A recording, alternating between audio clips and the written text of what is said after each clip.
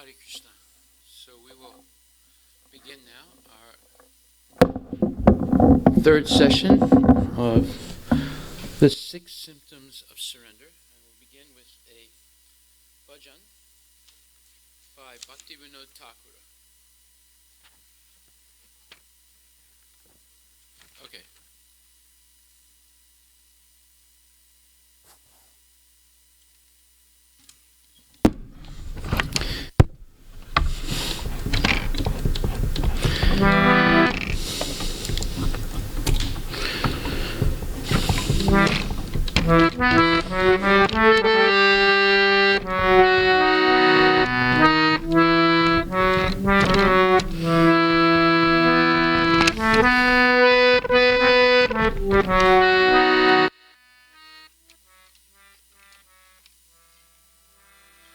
So this bhajan says, I know now your divine feet are a refuge, free from all sorrow and fear, eternally full of sweet nectar. As the soles of those lotus feet, I surrender myself and all I possess. At the soles of those, or your lotus feet, O Krishna, I surrender myself and all I possess. O Lord, there is no other protection but you in this world of birth and death. At last, I know myself to be your eternal servant, whose maintenance you have assured. Life before, without you, held nothing but sorrow. Now I live free from all misery. Lakshmi, desiring such a place at your lotus feet, executed austerities. Only after securing a place at your lotus feet did Lord Shiva attain his Shivatva, or quality of auspiciousness. Upon obtaining those feet, Lord Brahma became successful in life, and the great sage Narada Muni held those 2 feet to his heart. Your lotus feet drive away all fear. Having held them to my head, I dance in great ecstasy, singing their glories. Your lotus feet will deliver Bhaktivinoda from the perils of worldly journey. Ekono bunjino Prabhu, tomara charana, akshobai boyamrita purna, sarvashana. Ekona bunjino Prabhu, tomara charana, Akshoka boyamrita purna sarvashana. Okay, we'll do it again.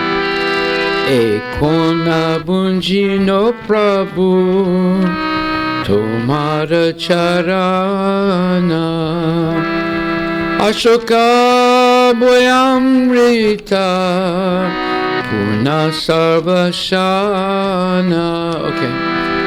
Ekona Jino Prabhu, tomara charana, Ashoka boyamrita purna sarvashana. Hare Krishna, Krishna Krishna, Hare Hare, Hare Rama, Hare Rama, Rama Rama, Hare Hare, Hare Krishna, Krishna Krishna, Hare Hare, Hare Rama, Hare Rama, Rama Rama, Hare Hare. Sakala chadiya tua charana kamale, pudiyachi aminata tava padatale. Sakala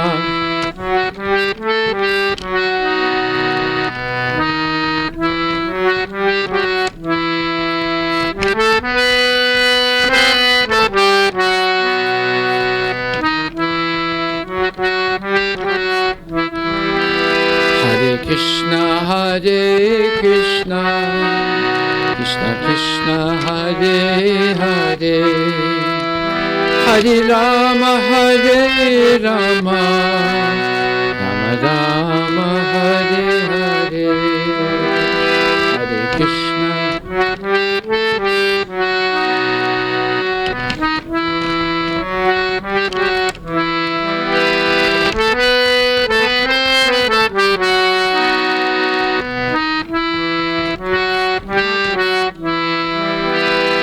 Tava pada padmanata Rokshibe amare Ararakshakata nahi He bhava samsare Tava pada padmanata Rokshibe amare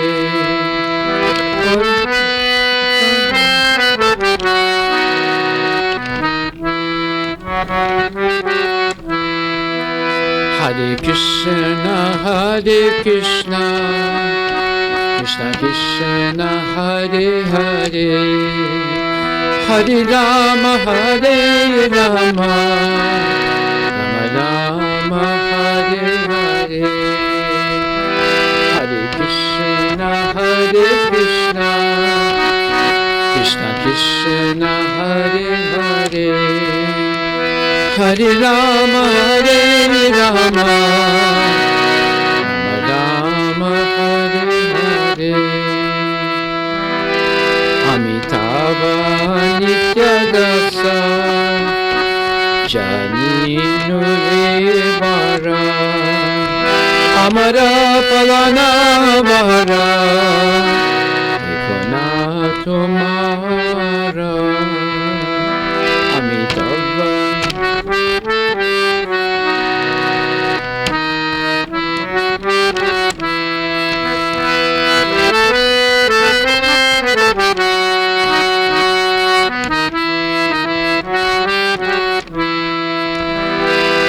Dukkha payachi Swatantra jivane Dukkha punijelo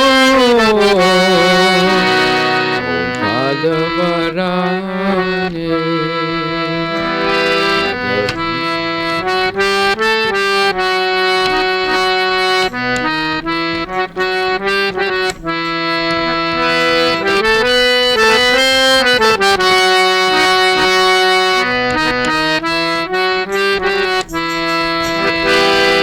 Krishna, Hare Krishna, Krishna Krishna, Hare Hare, Hare Rama, Hare Rama, Rama Rama, Hare Hare, Hare Krishna, Hare Krishna, Krishna Krishna, Hare Hare, Hare Rama, Hare Rama.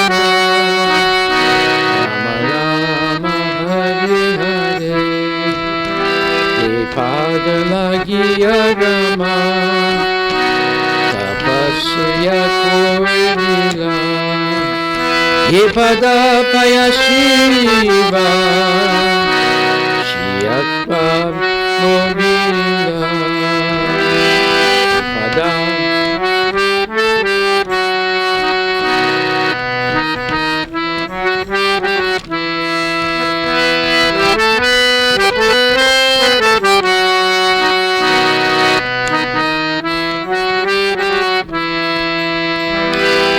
Krishna, Hare Krishna, Krishna Krishna, Hare Hare, Hare Rama, Hare Rama, Rama Rama, Hare Hare, Hare Krishna, Hare Krishna, Krishna Krishna, Hare Hare, Hare Rama, Hare Rama. Hare Hare. 1, 2, 3, 1, 2, 3, 1, 2, 3, 1, 2, 3, 1, 2, 3, 1, 2, 3. Ye Yepadalabiya. Yep. One, two, one, don't close. Yepadalabiya. Ramamurtata hoila. Yepada narada muni. Yedorila. Yepadalabiya. Ramamurtata hoila. Yepada narada muni. Yedorila. Hare Krishna, Krishna Krishna, Hare Hare, Hare Rama, Rama Rama, Hare Hare, Hare Krishna, Krishna Krishna, Hare Hare, Hare Rama, Rama Rama, Hare Hare. Shri Babuya Pata Shirate Koriya Parama Anande Nachi Adaguna Gaya Shri Babuya Pata Shirate Doriya Paramanande Nachi Adaguna Gaya. Hare Krishna, Krishna Krishna, Hare Hare, Hare Rama, Rama Hare Hare.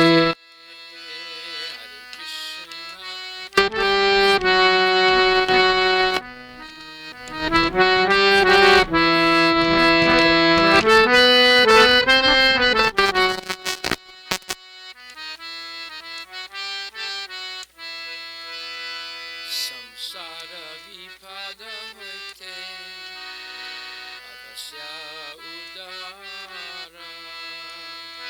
pakati vinoda upada koribe tumara. Samsara vipada hoite avasya udara pakati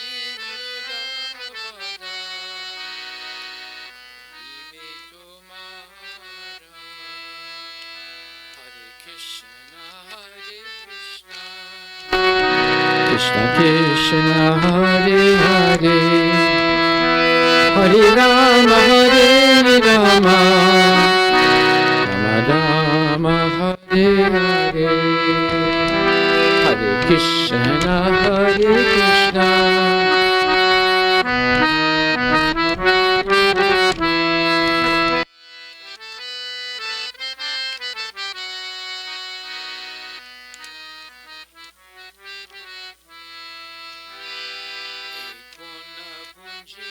Prabhu, Tumara Charana, Akshobha Boyamamrita, Purna Sarvashana, Ekona Punjinu Prabhu, Tumara Charana, Akshobha Boyamamrita,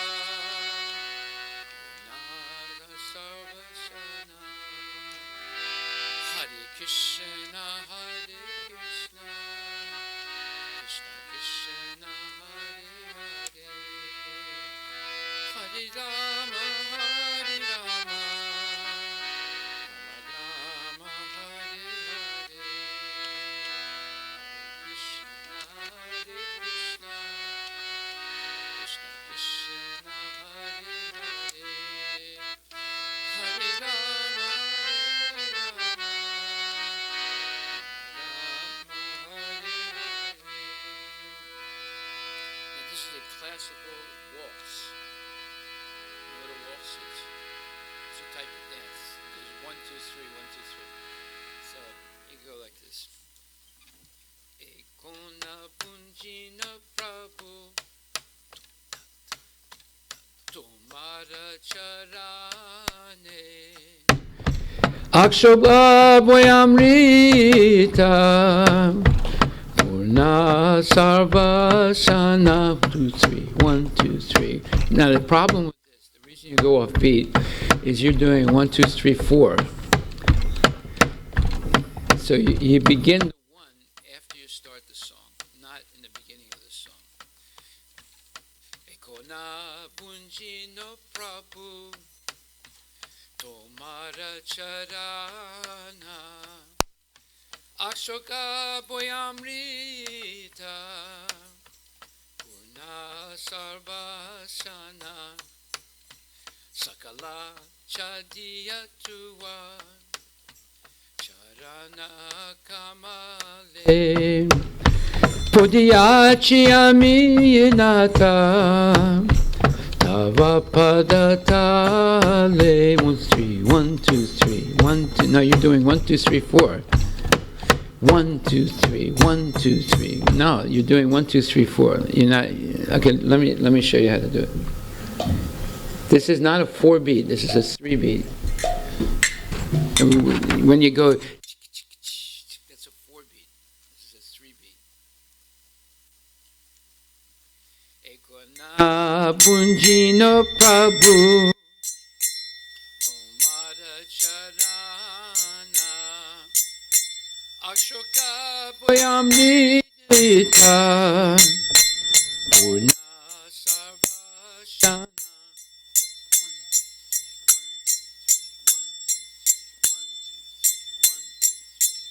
You're going,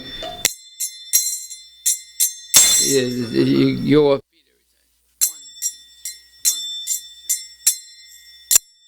Or just 1, 2, 1, 2. It's actually 1, 2, 3, 1, 2, 3. Or you can go 1, 2, 1, 2, like that. So, okay, it's 1, 2, 3, 1, 2, 3. She knows how to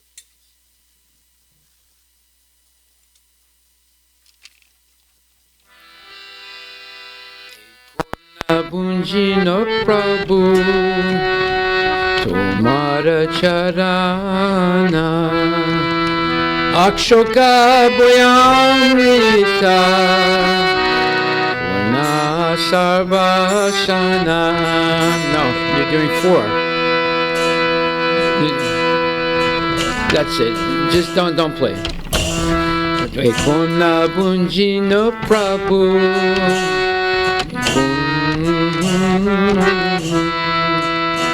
Akshoka boyamrita Purna sarvasana. Bolo. Ekona punjino Prabhu. We went off. You just went off. You went off. Wait. Okay, start over. Let me start. Ekona punjino Prabhu. Okay, you start. You just start. You start. Go ahead. Ekona punjino Prabhu. You just went off. Be very careful, okay? Just do 1, 2, 3. Don't do 2. You'll make a mistake when you do. No. That's 4. Boom, tak, tak. Boom, tak, tak. Boom, tak, tak. Boom, tak. That's it.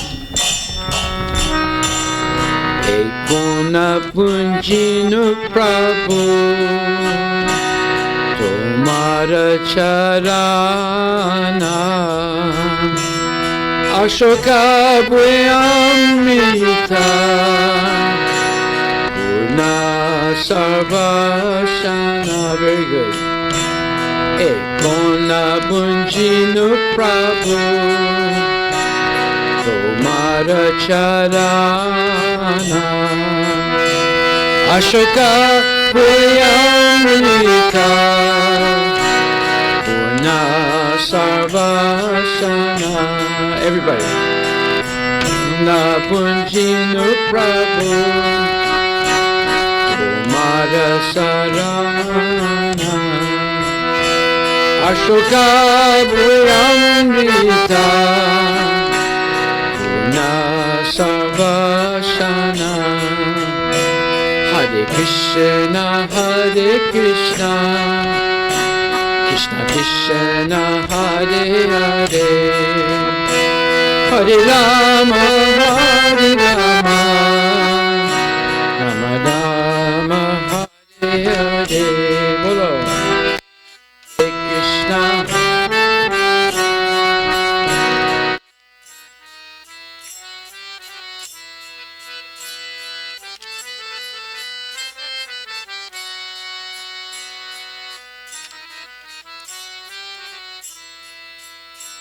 Sakala Jadiya Tua Charana Kamale Pudiyachi Aminata Tava Padatale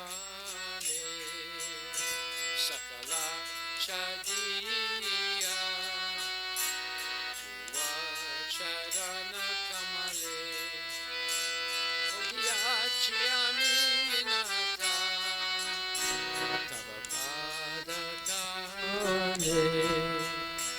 Hare Krishna Hare Krishna Krishna Krishna Hare Hare Hare Rama Hare Rama Rama Rama Hare Hare Krishna Hare Krishna Krishna Krishna Hare Hare Hare Rama Hare Rama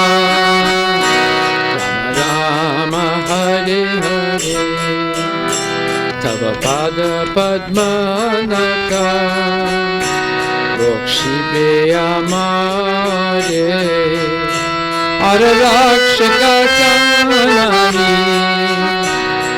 Bhava Samsare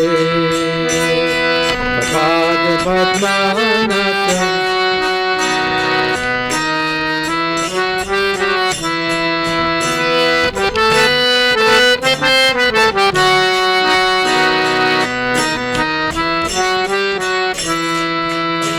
Hare Krishna Hare Krishna Krishna Krishna Hare Hare Hare Rama Hare Rama Rama Rama Hare Hare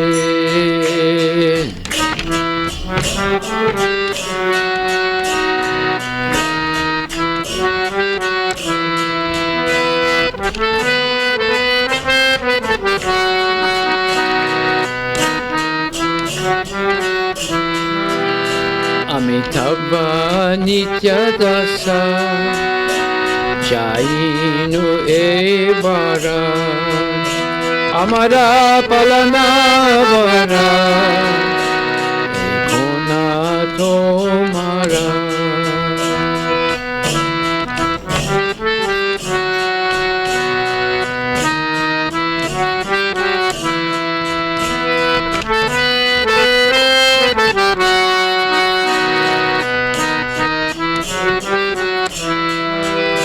Pado Dukkha Payachi Swatantra Jivane Dukkha Durigelo Pada Varane Pado Dukkha Payachi Swatantra Jivane Dukkha Durigelo Adavarane Hare Krishna Hare Krishna Krishna Krishna Hare Hare Hare Rama Hare Rama Rama Rama Hare Hare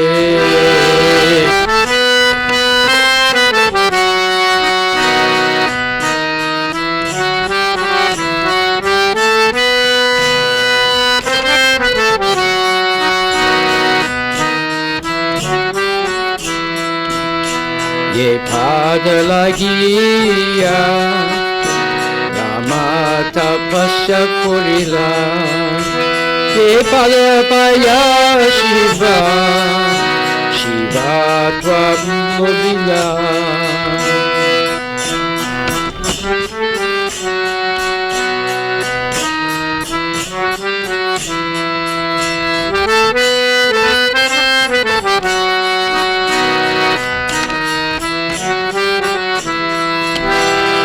Padalabiya Rama Kirtata Hoila Kripada Narada Muni Yedo Yedorila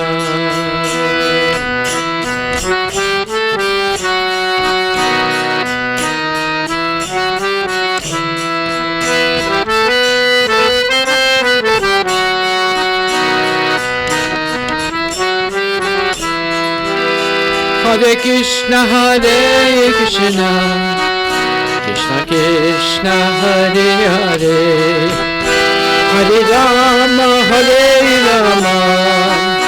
Rama Rama, Hare Hare.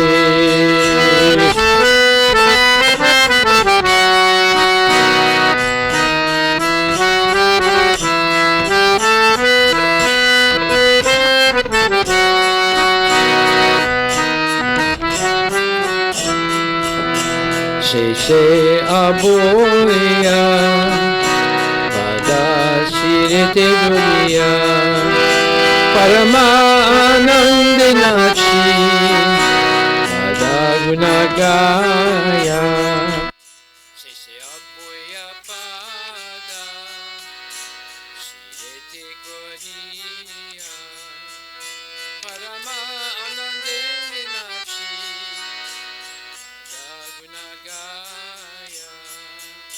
Hare Krishna, Krishna Krishna, Hare Hare, Hare Rama, Rama Rama, Hare Hare.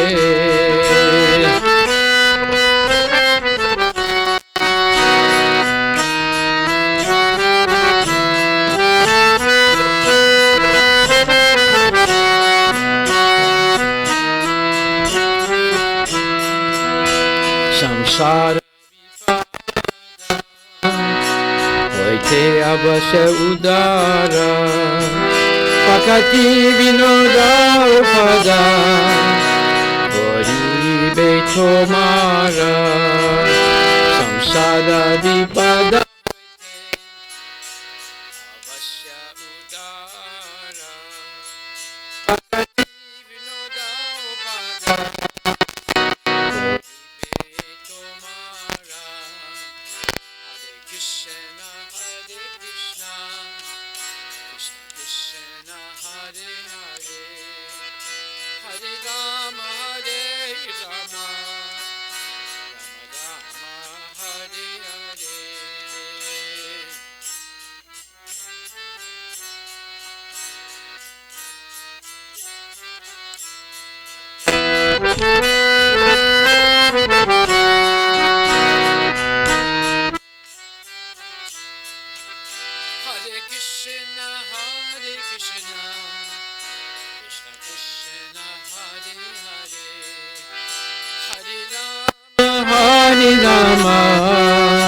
Rama Rama, Hare Hare, Hare Krishna, Krishna Krishna, Hare Hare, Hare Rama, Rama Rama, Hare Hare. Ekona Bunjino Prabhu, Tomara Charana Abdukabhyamrita Nasavasana Ekona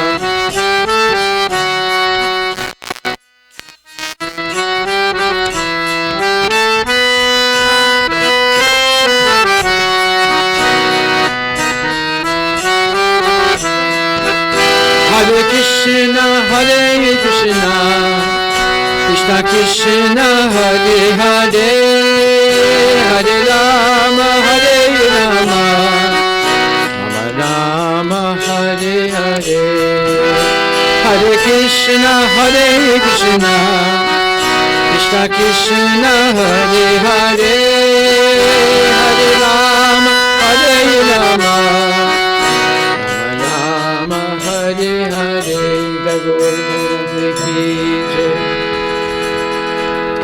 This is called a traditional waltz. This is a very beautiful dance also.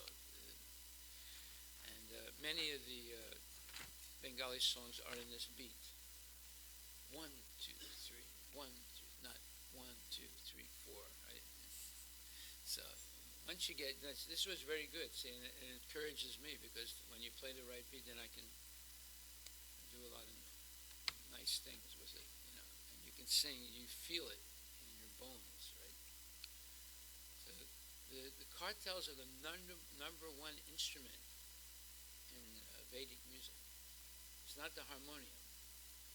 It's not even the mridanga, it's the kartal. The kartal leads the whole orchestra.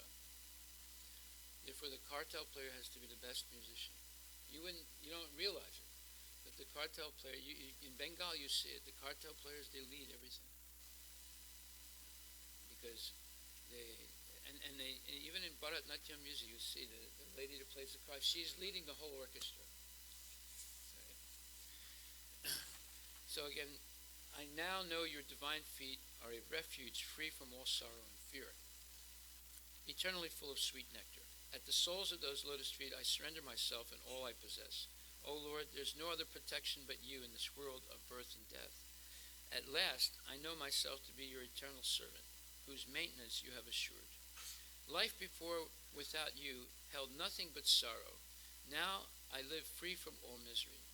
Lakshmi Devi, desiring such a place at your lotus feet, executed austerities. Only after securing a place by your lotus feet did Lord Shiva attain his Shivatva, or quality of auspiciousness. Upon obtaining those lotus feet, Lord Brahma became successful in life, and the great sage Narada Muni held those 2 feet to his heart. Your lotus feet drive away all fear. Having held them to my head, I dance in great ecstasy, singing your glories. Your lotus feet will deliver Bhakti Vinod from the perils of the worldly journey. Haribol, Haribol. Let's collect the sheets.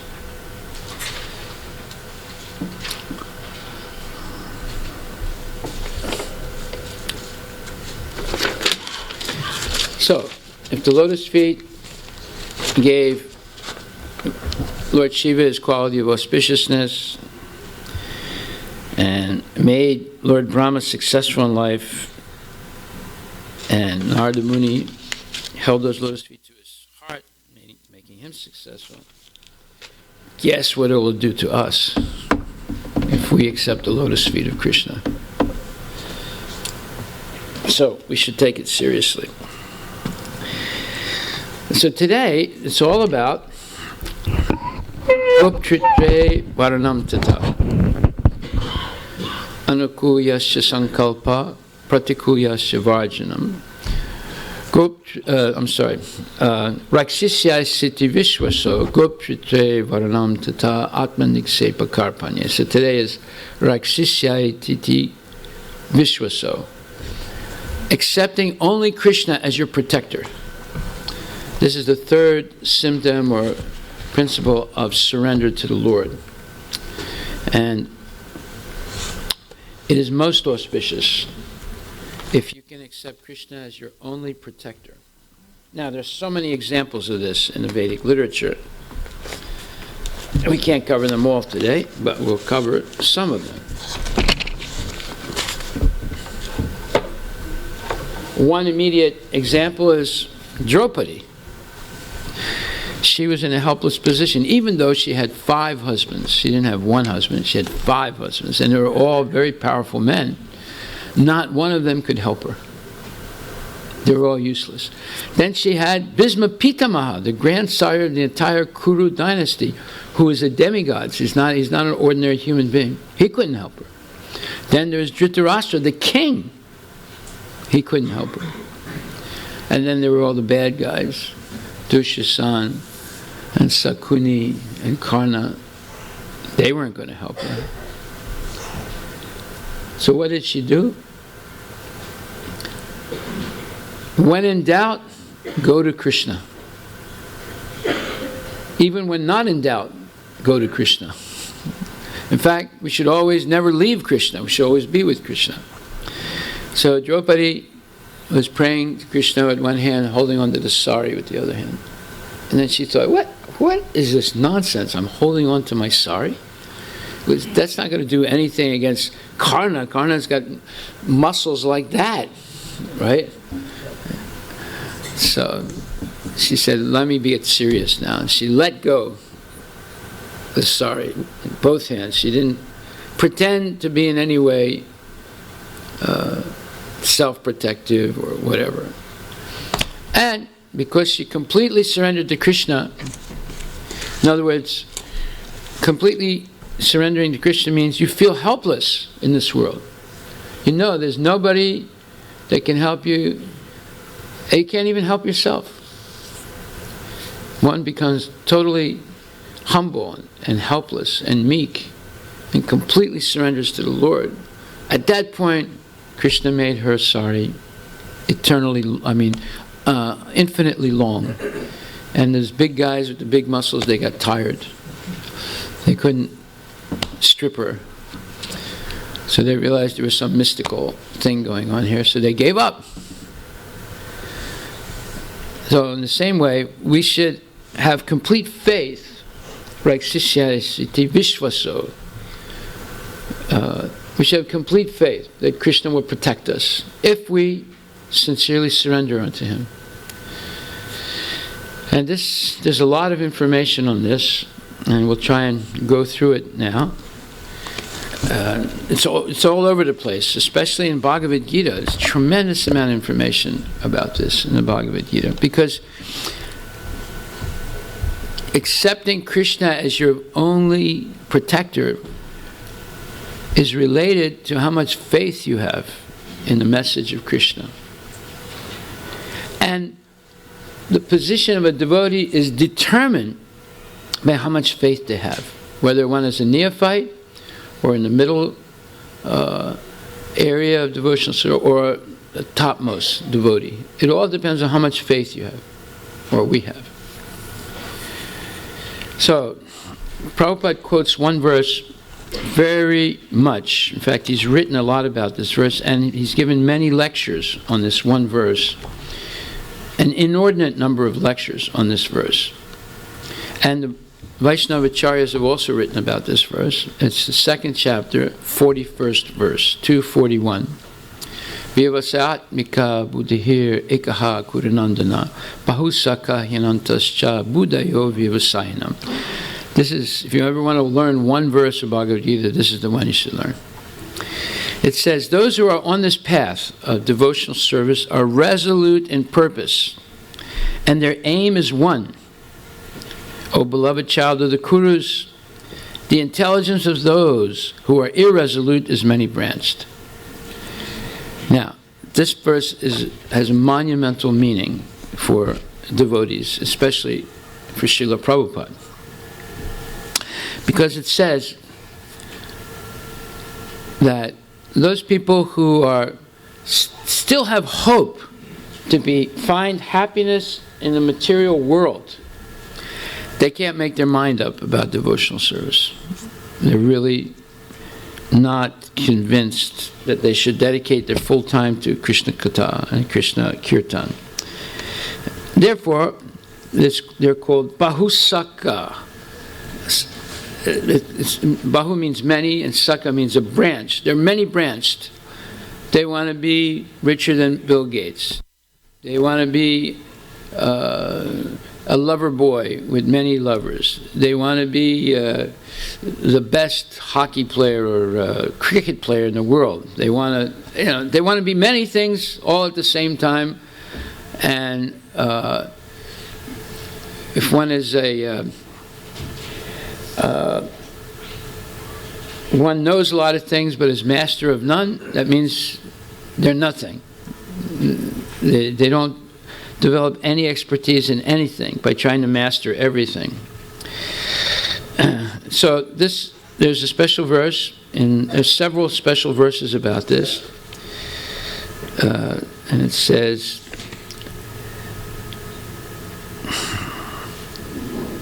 Name vidu swartakatim hi Vishnu durasaya ye bahir artamanina anda yatandar upayiniyamanas tepi tantriyam urudamni badha. This verse says, persons who are strongly entrapped by the consciousness of enjoying material life and who have therefore accepted as their leader or guru a similar blind man attached to external sense objects cannot understand that the goal of life is to return home back to Godhead. They cannot understand. And return home back to Godhead and engage in the service of Lord Vishnu. As blind men, guided by other blind men, miss the right path and fall into a ditch, materially attached men, led by another materially attached man, are bound by the ropes of fruitive labor, which are made of very strong cords, and therefore continue again and again in materialistic life, suffering the threefold miseries. This is spoken by Prahlad Maharaj. It's a very profound verse.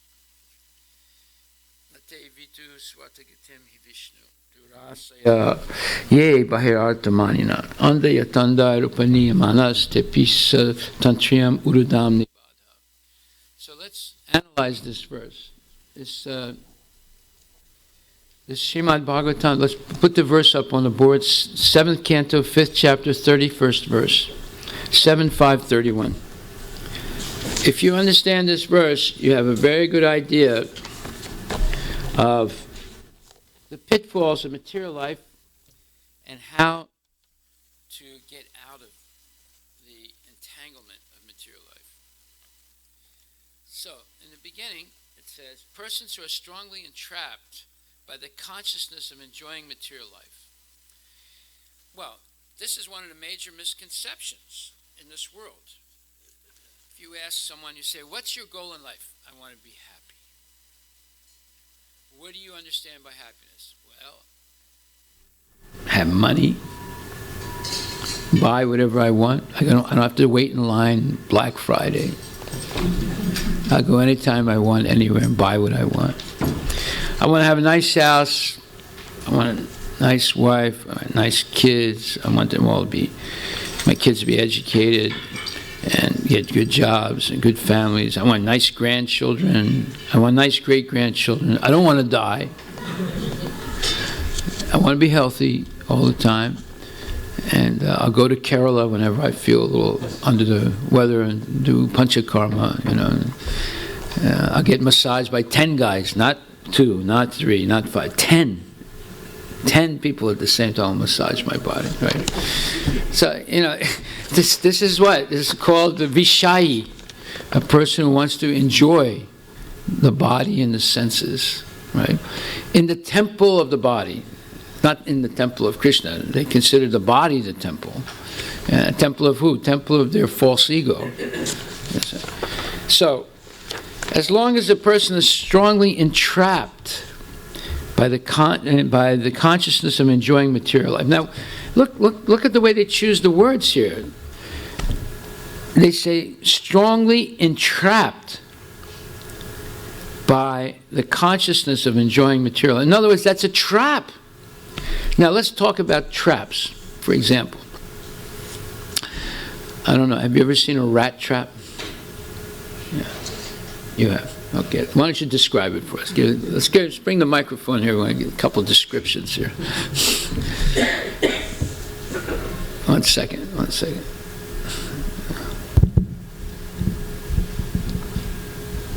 Oh, by the way, there was something from yesterday I didn't discuss. No, it was in a song. Somebody asked me a question, so we'll come back to that. So, what is a rat trap? Hare Krishna. So, it will be a rectangular box, and you have all 3 sides covered. One side is open, which has a spring. So, you lift that with using the spring, you lift the door open, and the spring is connected to a hook on top. So inside there will be one small rod hanging, and to that there will be some food item, and then there will be a small wooden piece, pedestal kind of thing. So to catch the food, the rat has to get into the bone, and then as soon as he steps on that pedestal, it will release the spring, and then immediately the door shuts down. Right. It's called a rat trap. Right. That's what the consciousness of enjoying material life is. It's a rat trap. It catches the rats. Us, we're the rats, not the one with 4 legs and a big tail. We're the rats. And we get caught by Maya by developing this consciousness of enjoying material life. Now, we have consciousness, right? Here we're trying to make it into Krishna consciousness, but you go to public school, and you go to college, or you go to private school also, and you go to college, and you read many books. You go in the libraries, millions of books, right? Most of those books, if not all of them, are useless nonsense, because their underlying theme is enjoy material life. That's the underlying theme of all of them. Enjoy material life. So when you read those books, it's entertaining, and you get subtly conditioned. Yes, I should also enjoy, like Huckleberry Finn, or I should enjoy, like, Terminator 3, or I should enjoy, like, Hillary Clinton's biography. I should be like her, or I should be like her husband, or I should be, I don't know, somebody. And everybody's got his story, and it's all stories about their successes and failures in sense gratification. In fact, all wars are fought for sense gratification. The Israelis want to have their type of sense gratification in that country, and the Palestinians want to have their type of satisfaction, sense gratification in that country. The Muslims want to have their sense gratification in Kashmir, and the Indians want to have their satisfaction in Kashmir. You see, all the wars are fought for sense gratification. So this idea of enjoying material life is a rat trap. And we get caught. Like, how does the rat get caught? He only sees the food. He doesn't see the trap. See? And because he likes to eat. Now, how's the fish get caught? I don't know, I hope none of you have ever gone fishing, but before you go fishing, you go to the fish store. They have these special stores, and you buy the fish bait. Now, they have real fish bait, and they have artificial fish bait. Artificial fish bait, it's almost like a deity. I don't know if you've ever seen them. They're the most elaborate artistic constructs.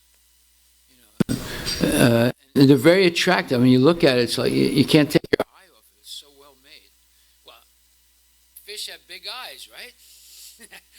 They see another little fish that looks really attractive, has a nice tail and nice little whiskers and everything, and they say, "Oh man, this is food." They don't know it's made out of plastic in China, right? And they try and bite it, and they get hooked on the hook. They caught on the hook, and then they're reeled in. So you have the rat trap, you have the fish trap, you have the elephant trap, you have the deer trap, and you have the human being trap. Huh? There's a trap for everyone. Everyone's getting trapped in the material world. The animals, the insects, everyone. Even Aghasura, he set up his trap. He just opened his mouth and just held it like that, right? And people thought, oh, it's a big cave. Let's go and see what it is. Well, as soon as they went in, he shut his mouth, and they were caught, right?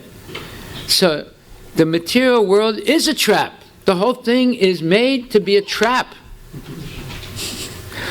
It depends how you look at it.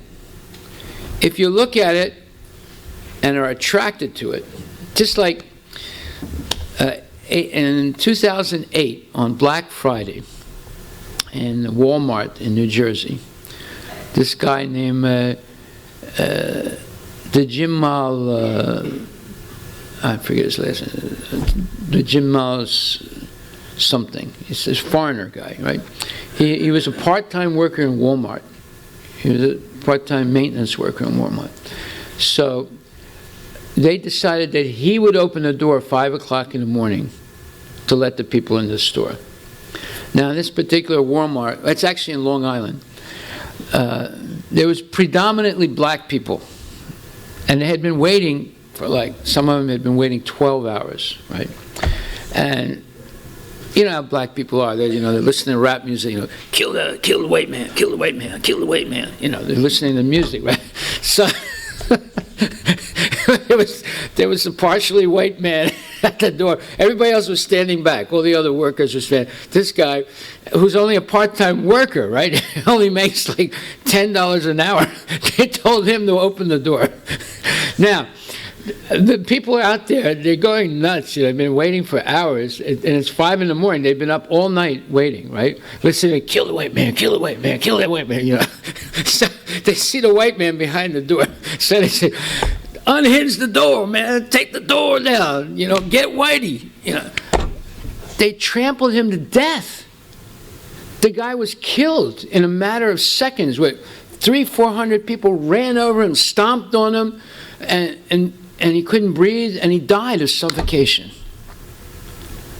What for? They all wanted to get in and save $20 on a TV, or it's a stupid thing. They killed a man. This is a trap. Black Friday is a trap. You have people staying up all night waiting to run into a store, and they get in fights. They have to call the police.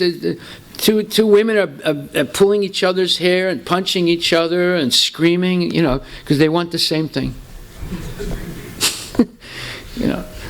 So it's not even silly. It's a tragedy. How people get so worked up, and what's it all about? Material attachment. To get something a little cheaper. So we have to be careful when we read the scriptures to study every word, especially the consciousness of enjoying material life. This is the underlying theme of all material education. Because if you want to enjoy material life, you're going to wait in line for 24 hours to buy your iPhone 7, or to get into Walmart first to grab that big screen television, or whatever.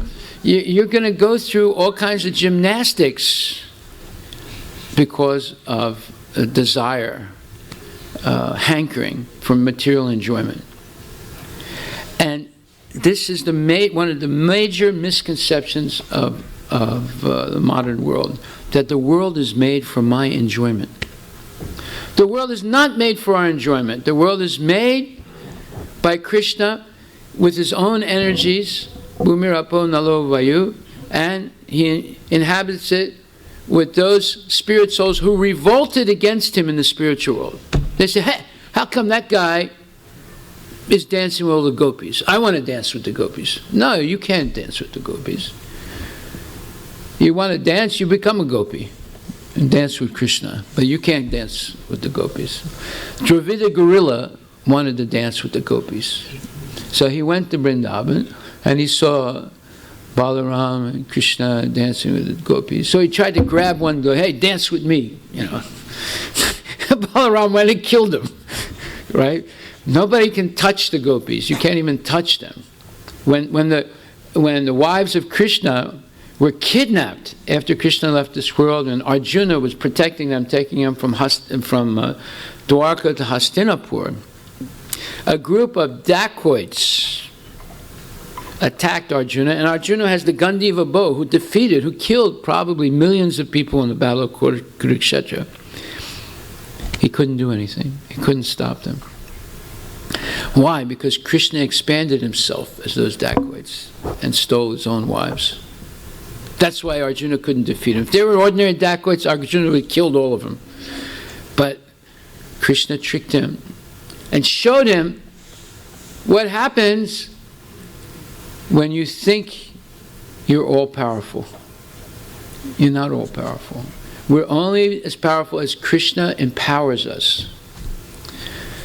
If Krishna withdraws his empowerment, you're nothing. See? Therefore, we should never have anything bewilder us. Just because we're a little successful, or we can talk nice, or sing nice, or dance nice, or we have money, or we have some big position, or we have some special advantages. No. They're all gifts by Krishna, and he's testing us to see whether we're going to use them for our own selfish purpose, or whether we're going to use it for him. And even if you do like 1 for Krishna, 2 for me, 2 for Krishna, 4 for me. Yeah, you're giving something to Krishna, but you're keeping double yourself. No, that's also loss of empowerment. It's only when we give 100% to Krishna that Krishna gives you 100% empowerment to do his work. Yeyatamam papadyante tamstataiva bhajamyaham mamavart manavartante manusya partha sarvasaha. As they surrender unto me, I reward them proportionately to their surrender. So we choose how much we want to see Krishna. You want to see him all the time? You surrender 100%. You want to see him just 1%? You only surrender 1%. You know? So here it says, persons who are too strongly entrapped by the consciousness of enjoying material life, and who have therefore accepted as their leader or guru a similar blind man attached to external sense objects. Now this is there's another verse in the 7th canto. Prahlad Maharaj speaks it also. He says, even if you have one material desire, you will not be able to make the right decisions in life. Even one material desire, and it can be anything. It's not, I want a car, I want a house. I want to be a big guy. Even a thing like that is enough to keep a person from making the right decisions. So, as long as we don't transform our desires into Krishna conscious desires to please the Lord, and there's millions of ways you can please the Lord, so it's very creative, very wonderful. It's not that it's a homogeneous effort of boredom. No, material life is boredom, but spiritual life is full of variety, unending variety, and variety is the spice of life, as Prabhupada says. So we have so many different types of festivals in Krishna consciousness, different types of and unending shastras and unending varieties of food that we can offer to Krishna and so forth. So these desires need to be transformed. And the best way to transform desires, as we read yesterday, is by regular hearing and chanting about Krishna. Even if we have one material desire in the mix of many desires, it's enough to pervert our ability to make the right decisions in life. We should realize that. And it says here in, let's see, 585. O Lord, this is Prahlad Maharaj speaking. Because of lusty desires from the very beginning of one's birth, the functions of one's senses, mind, life, body, religion, patience, intelligence, shyness, opulence, strength, memory, and truthfulness are vanquished, are defeated. As stated in the Srimad Bhagavatam, Kaman Hrit Rogam, which means lust is the sickness of the heart, is the disease of the heart. Kamam Hrit Rogam. Roga means sick. Hrit means the heart. Kama means lust. Lust is the disease of the heart. Materialistic life means that one is afflicted by a formidable disease called lusty desire. Liberation means freedom from lusty desires, because it is only due to such desires that one must accept repeated birth and death. As long as one's lusty desires are unfulfilled, one must take birth after birth to fulfill them. Because of material desires, therefore, one performs various types of activities and receives various types of bodies with which to try to fulfill desires that are never satisfied. The only remedy is to take the devotional service, which begins when one is free from all material desires. Anya bilasita sunyam. Anya abilasita means material desire, and sunyam means free from. The spiritual soul has spiritual activities and spiritual desires, as described by Sri Chaitanya Mahaprabhu. Mama Janmani, Janmanishware Bhavatad Bhaktira Haituki Tvai. Unalloyed devotion to the service of the Lord is the only spiritual desire. To fulfill this spiritual desire, however, one must be free from all material desires. Desirelessness means freedom from material desires, not freedom from all desires. Desireless means you have no more material desires, but you're full of spiritual desires to please Krishna. The Mayavadis, they follow the philosophy of the half chicken.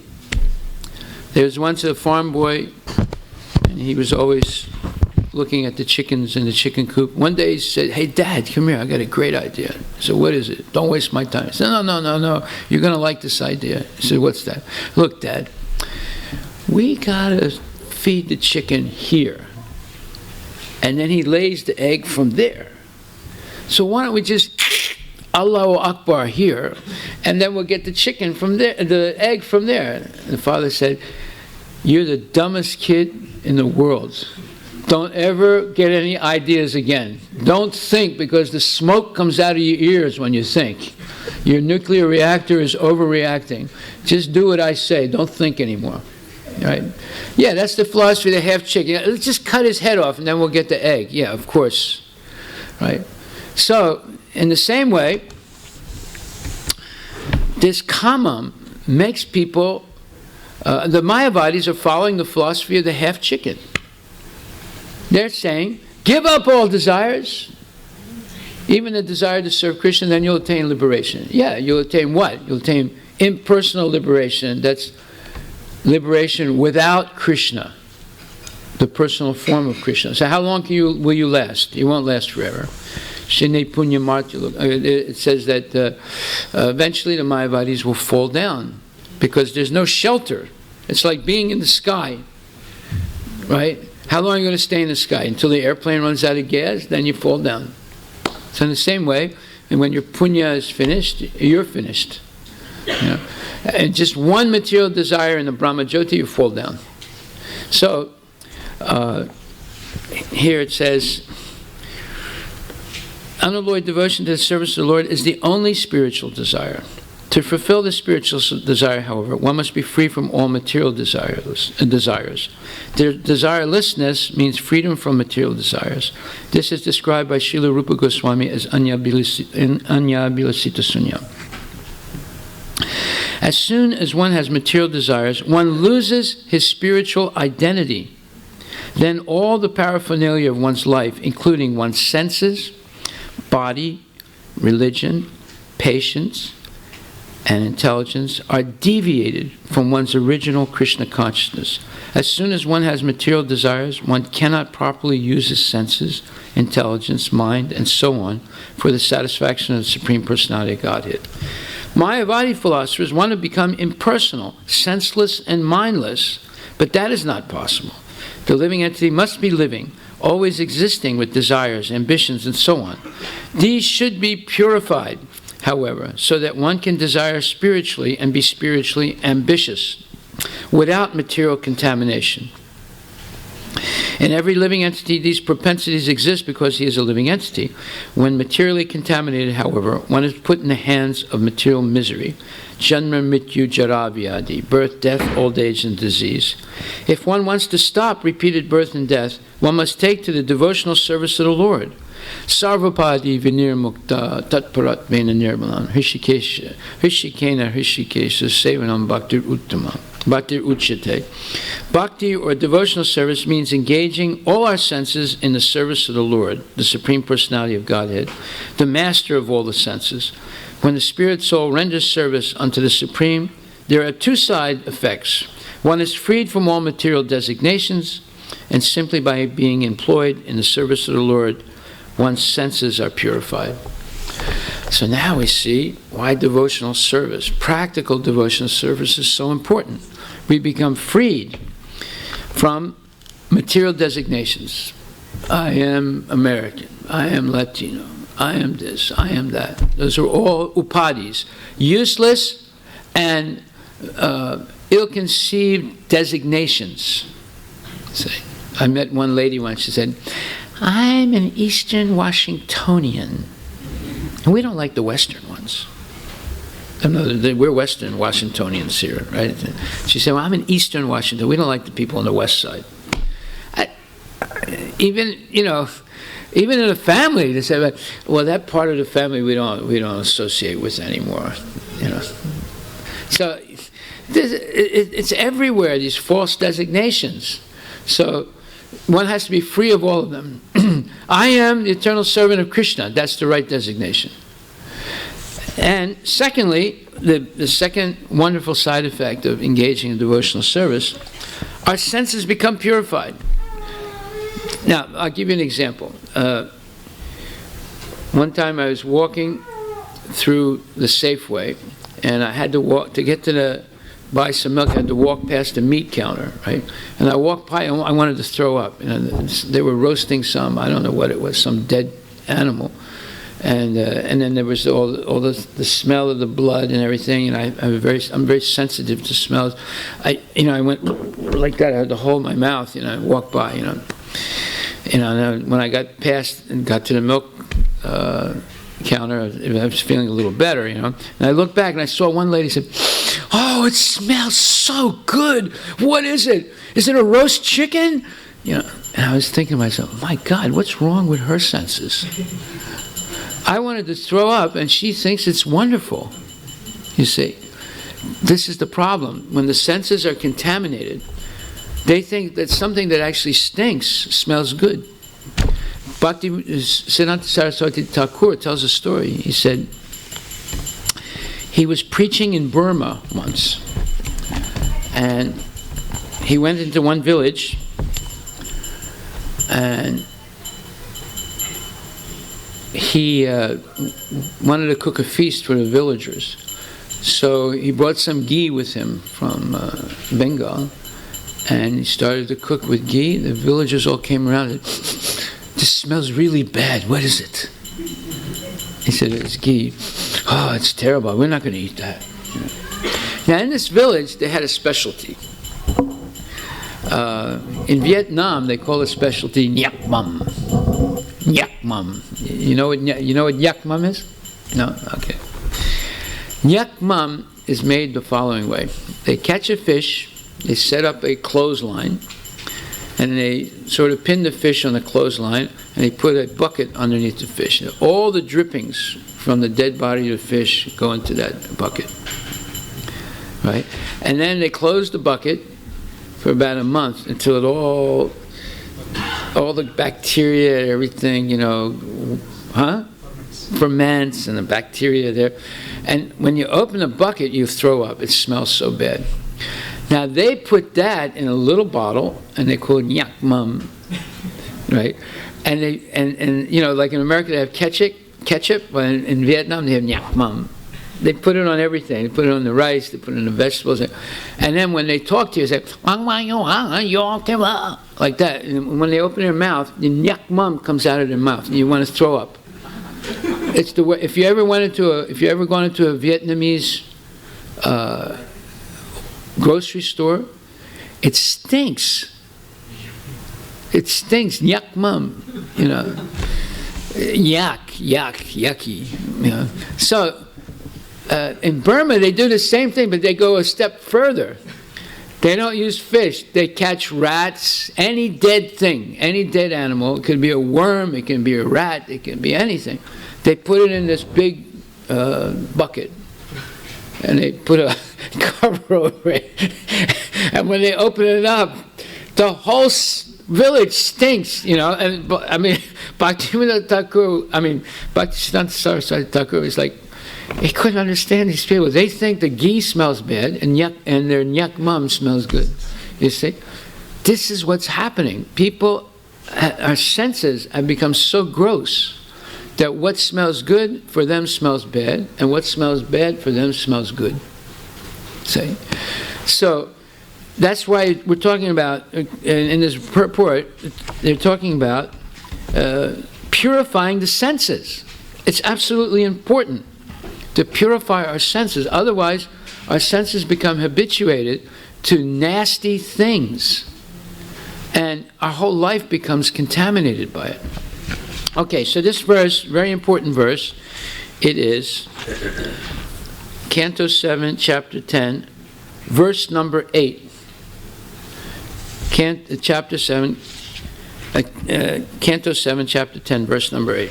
Even one desire will pervert your senses, mind, life, body, religion, patience, intelligence, shyness, opulence, strength, memory, and truthfulness. In other words, it's impossible to make the right decisions if one is perverted by even one material desire. What about thousands of material desires? Okay, so then it says, persons who are strongly entrapped by the consciousness of enjoying material life and who have therefore accepted as their leader or guru a similar blind man attached to external sense objects cannot understand that the goal of life is to return home back to Godhead and engage in the service of Lord Vishnu. Now, I'll give you an example of that. Let's see if I have it here. Maybe I don't. Oh, yes. Oh, no, I don't. Let's see. No, I have the latest glossy magazine of Nityananda. You know who he is? He's famous on YouTube. This is a fantastic magazine. It's all about him. The avatar, the living avatar of God, you see. Now, here's a man that's engaged in absolutely shameless activity. It's on YouTube. And he claims to be God. Right. And we have several people in our community used to be his devotees. And after they found out what he was doing, they quit him because they got disgusted. But there are still people following him faithfully, you see. So that's what they're talking about in this verse. A blind man who accepts a similar blind man as guru. And the blind lead the blind into a ditch. So therefore that means they were never trained to understand who is an actual guru. An actual guru, number one, does not claim that he is God, nor does he let his disciples say he's God. So that eliminates Nityananda. Number two, an actual guru has a bona fide guru in a bona fide disciplic succession. That eliminates Nityananda again. Number three, an actual guru teaches the Shastras as they are. He doesn't change one word. That's why Prabhupada wrote Bhagavad Gita as it is. It's the same Bhagavad Gita that Arjuna heard, and if you read it with faith, you end up with the same conclusion as Arjuna. I should dedicate my whole life to Krishna. But some people read other people's Bhagavad Gitas and they come to the conclusion, I am God. Oh, I didn't know that. Now I know it's been validated. Yeah, so you have to be careful which Bhagavad Gita you get also. See? And then number four, the guru lives exactly according to the teaching of Bhagavad Gita. In other words, he's the example. He doesn't say, do as I say, don't do as I do. No. Like, for example, let's say you're hearing me give all these lectures, right? And then tomorrow you see me down near the Safeway smoking a cigarette. Or maybe a marijuana or something. What would you say? What would you think? You said, what is this man? He's sitting on the Vyasa talking all this big stuff, and he's no better than a low-class man smoking marijuana down by the Safeway. I mean, it would be ridiculous, right? So a person must follow the teaching also to be a guru, not just speak it. And the teaching is very, very explicit. Let's go over this one more time as we did the other day. What is a genuine sadhu or guru? What are the qualities of such a person? The Arjuna asked this question to Krishna in the Bhagavad Gita. He says,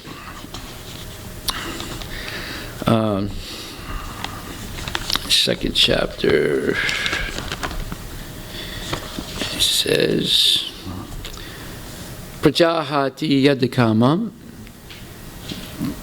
Prajahati said, Sarvam parta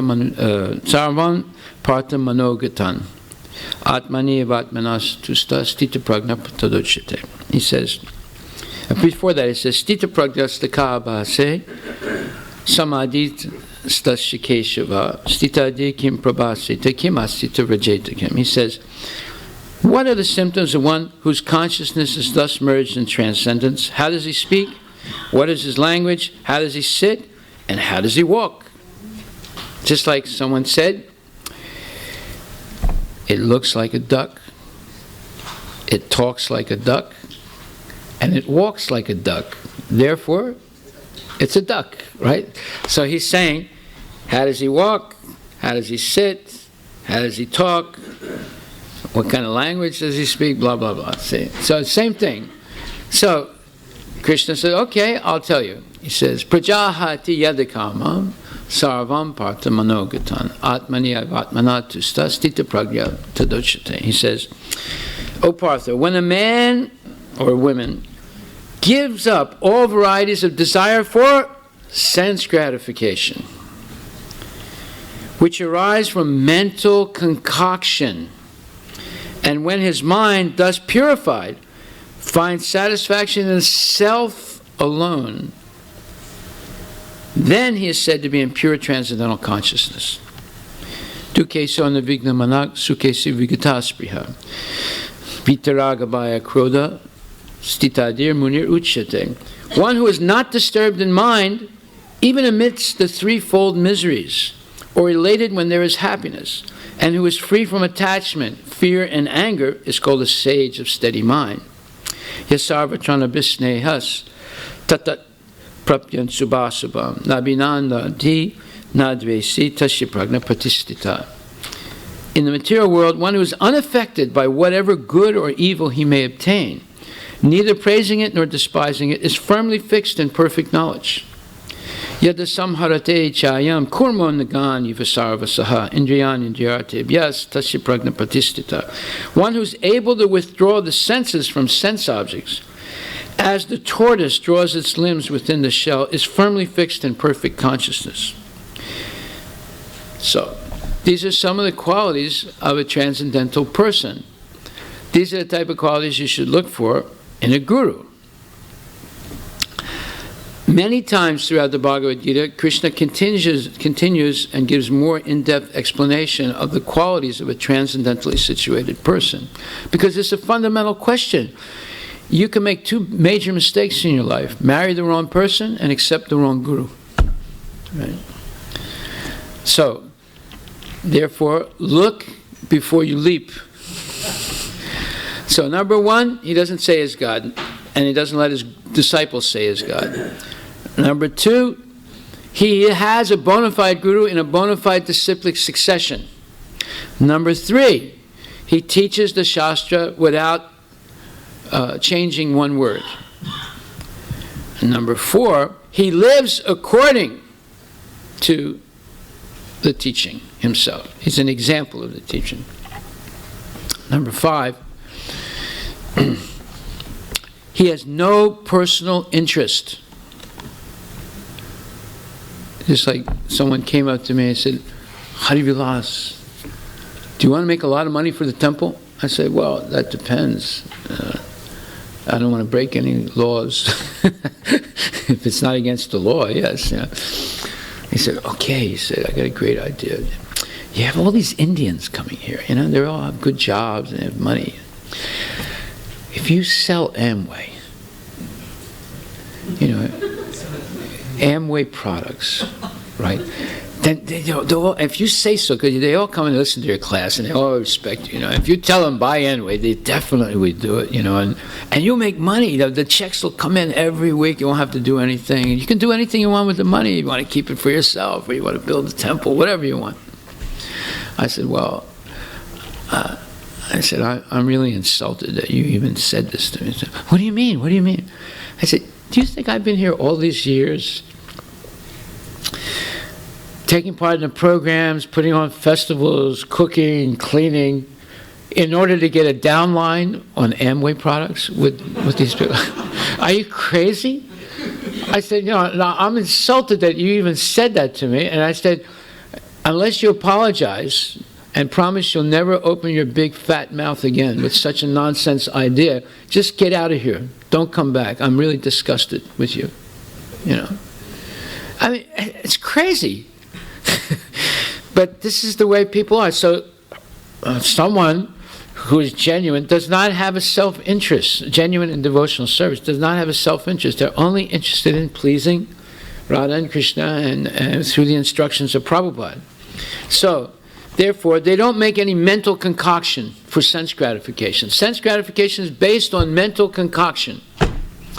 What is a mental concoction? Mental concoction is if I buy, what's the guy's name?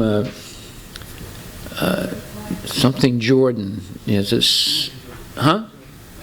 Yeah, if I buy Michael Jordan's new, what do you call it? We used to say sneakers. I don't know what the new name is for it. What do you call this? Yeah, if I buy Michael Jordan's shoes, then all the girls will look at me. That's the way people think. That's why they buy them.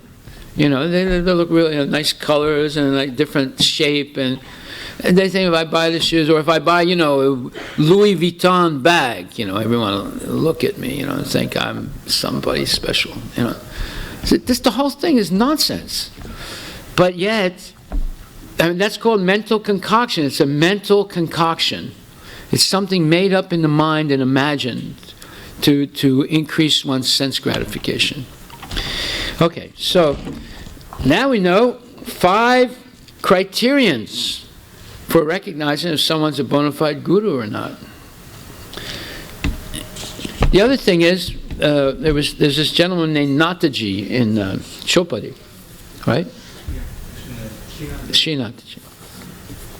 He gave a video interview about his remembrances of Prabhupada, and he said, I'm a businessman, and in business, we have to deal with many people in negotiations, contracts, and things, and we're trained to see the weakness of a person. Are they lusty? Are they greedy? Do they want name and fame? He said, so when I first met Prabhupada, my misfortune was I tried to find his weakness. And I tested him many times. And because of that, I was more interested in finding his weakness rather than surrendering to him. And my greatest tragedy, or my greatest regret is, all those years that I met him, I never asked him for initiation. I was always trying to find something wrong with him. He said, but I have to tell you the truth, he said. I couldn't find one weakness in him. I couldn't find anything wrong in his character. So, he's telling the truth. But this is what people do. Materialists always want to dominate. That's why we're in the material world. In fact, the whole purpose of Krishna consciousness movement is to purify this false domination tendency that every living entity has.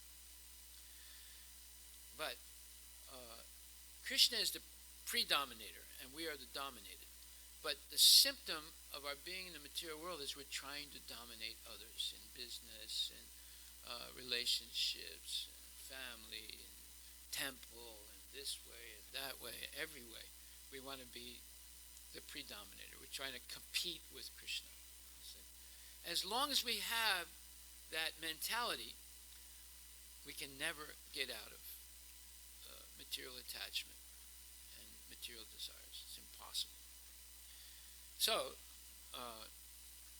here, we're talking about Rakshisyasiti Vishwaso, accepting Krishna as our only protector. People want to dominate because they want to protect themselves and exploit others. But when you accept that Krishna is your protector, you're not going to be seeking to dominate others because you feel safe. You don't have to dominate anyone. You feel safe because you know Krishna will protect you. Now, this is based on faith, and faith determines whether you have a position in Krishna consciousness or not. And this is extensively discussed in the Bhagavad Gita. Now, we're going to go look at that a little bit. Here, in 1866, we'll just read this a second. Krishna says, Sarvadharma pritya jamami kam saranam rajaham tvam sarvapapebhyo mokshisyami masucha. So Prabhupada says, according to the devotional process, one should simply accept such religious principles that will lead ultimately to the devotional service of the Lord. Okay, that's the principle of anukulyasya sankalpa.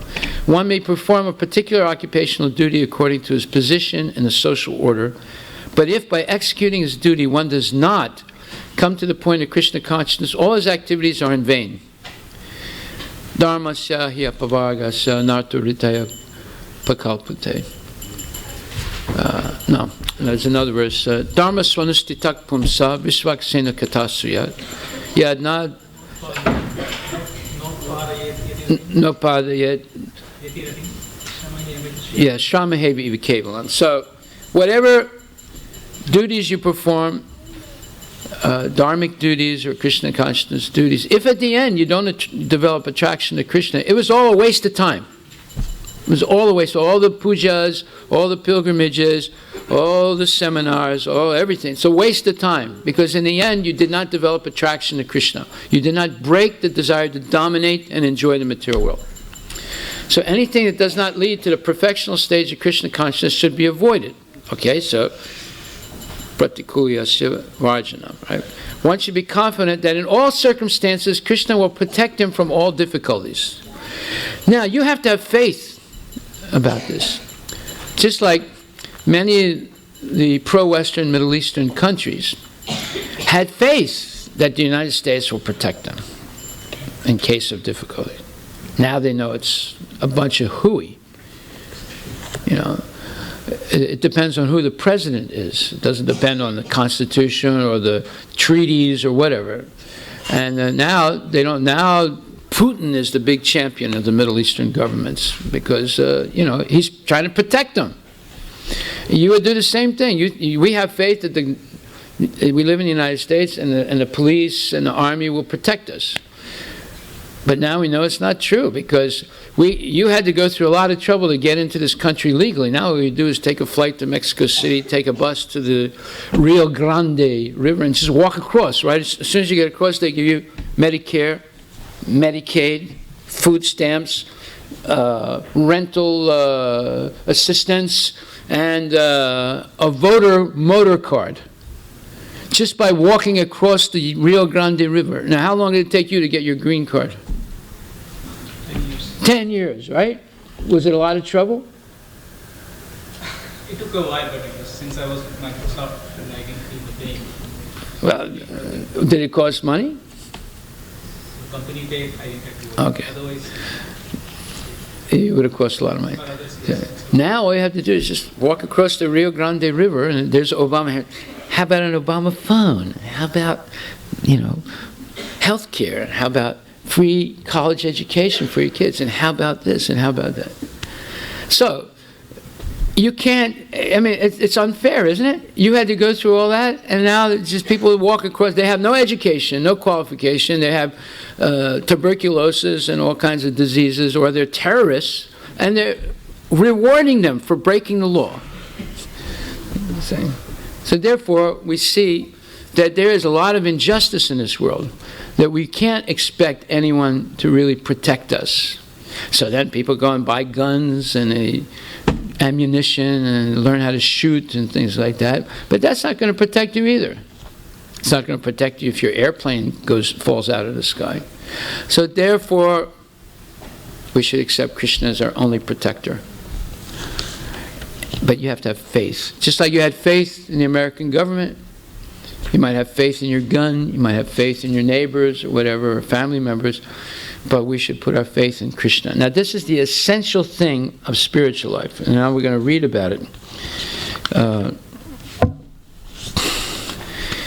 Krishna explains in the 4th chapter, he says, Ajnasya shanadhanasya samsayatma vinasyati nayam lokasti na paro nasukam samsayatmanaha. He says, but ignorant and faithless persons who doubt the revealed scriptures, this is chapter 4, verse 40, do not attain God consciousness, they fall down. For the doubting soul, there is happiness neither in this world nor the next. Now you should memorize this. Nayam lokosti na paro, na sukam samsayatmanaha. For the doubting soul, there is neither happiness in this world or the next. 4th chapter, 40th verse.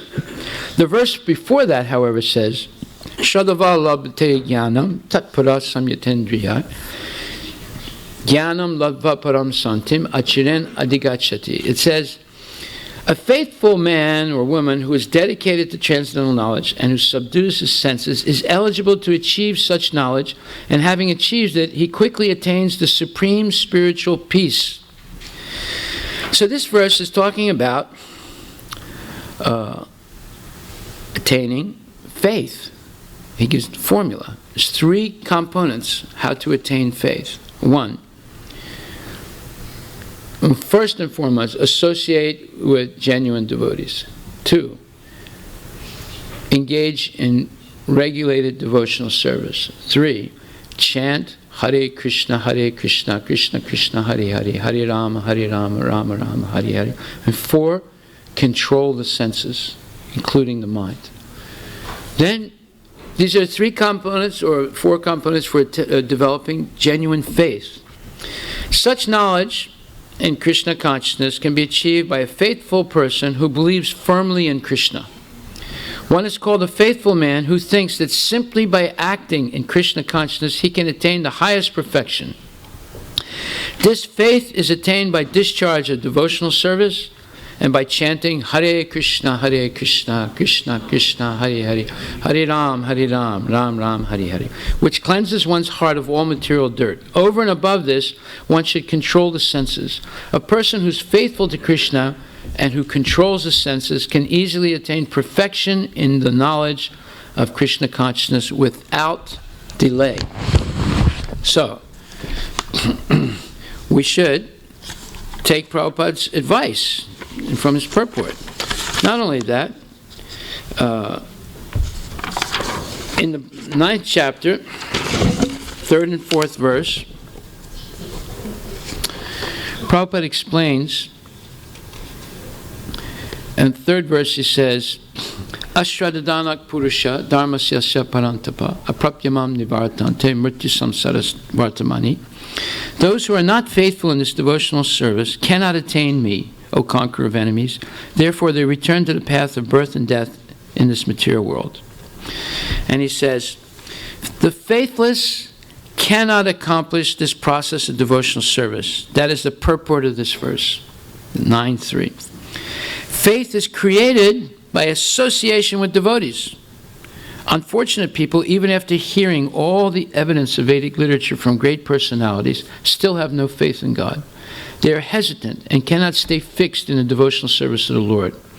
Thus, faith is the most important factor for progress in Krishna consciousness.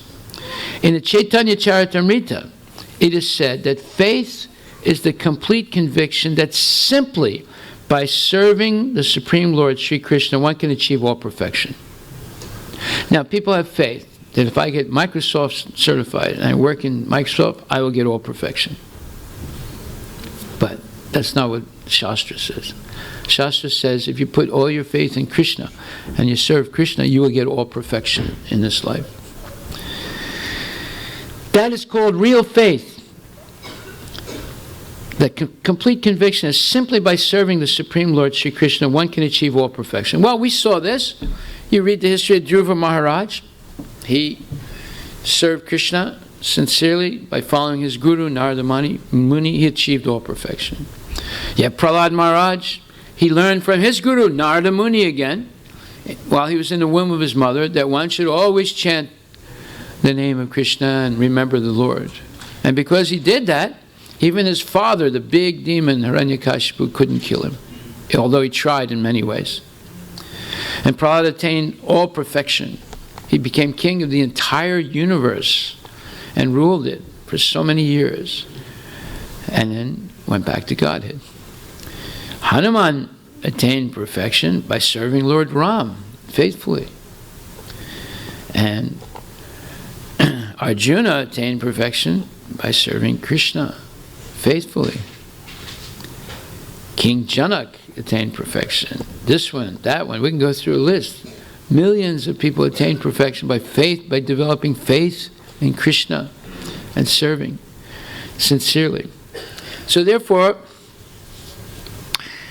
after reading Bhagavad Gita, one should promptly come to the conclusion of Bhagavad Gita, which is, one should give up all other engagements and adopt the service of the Supreme Lord Krishna, the personality of Godhead. If one is convinced of this philosophy of life, that is faith.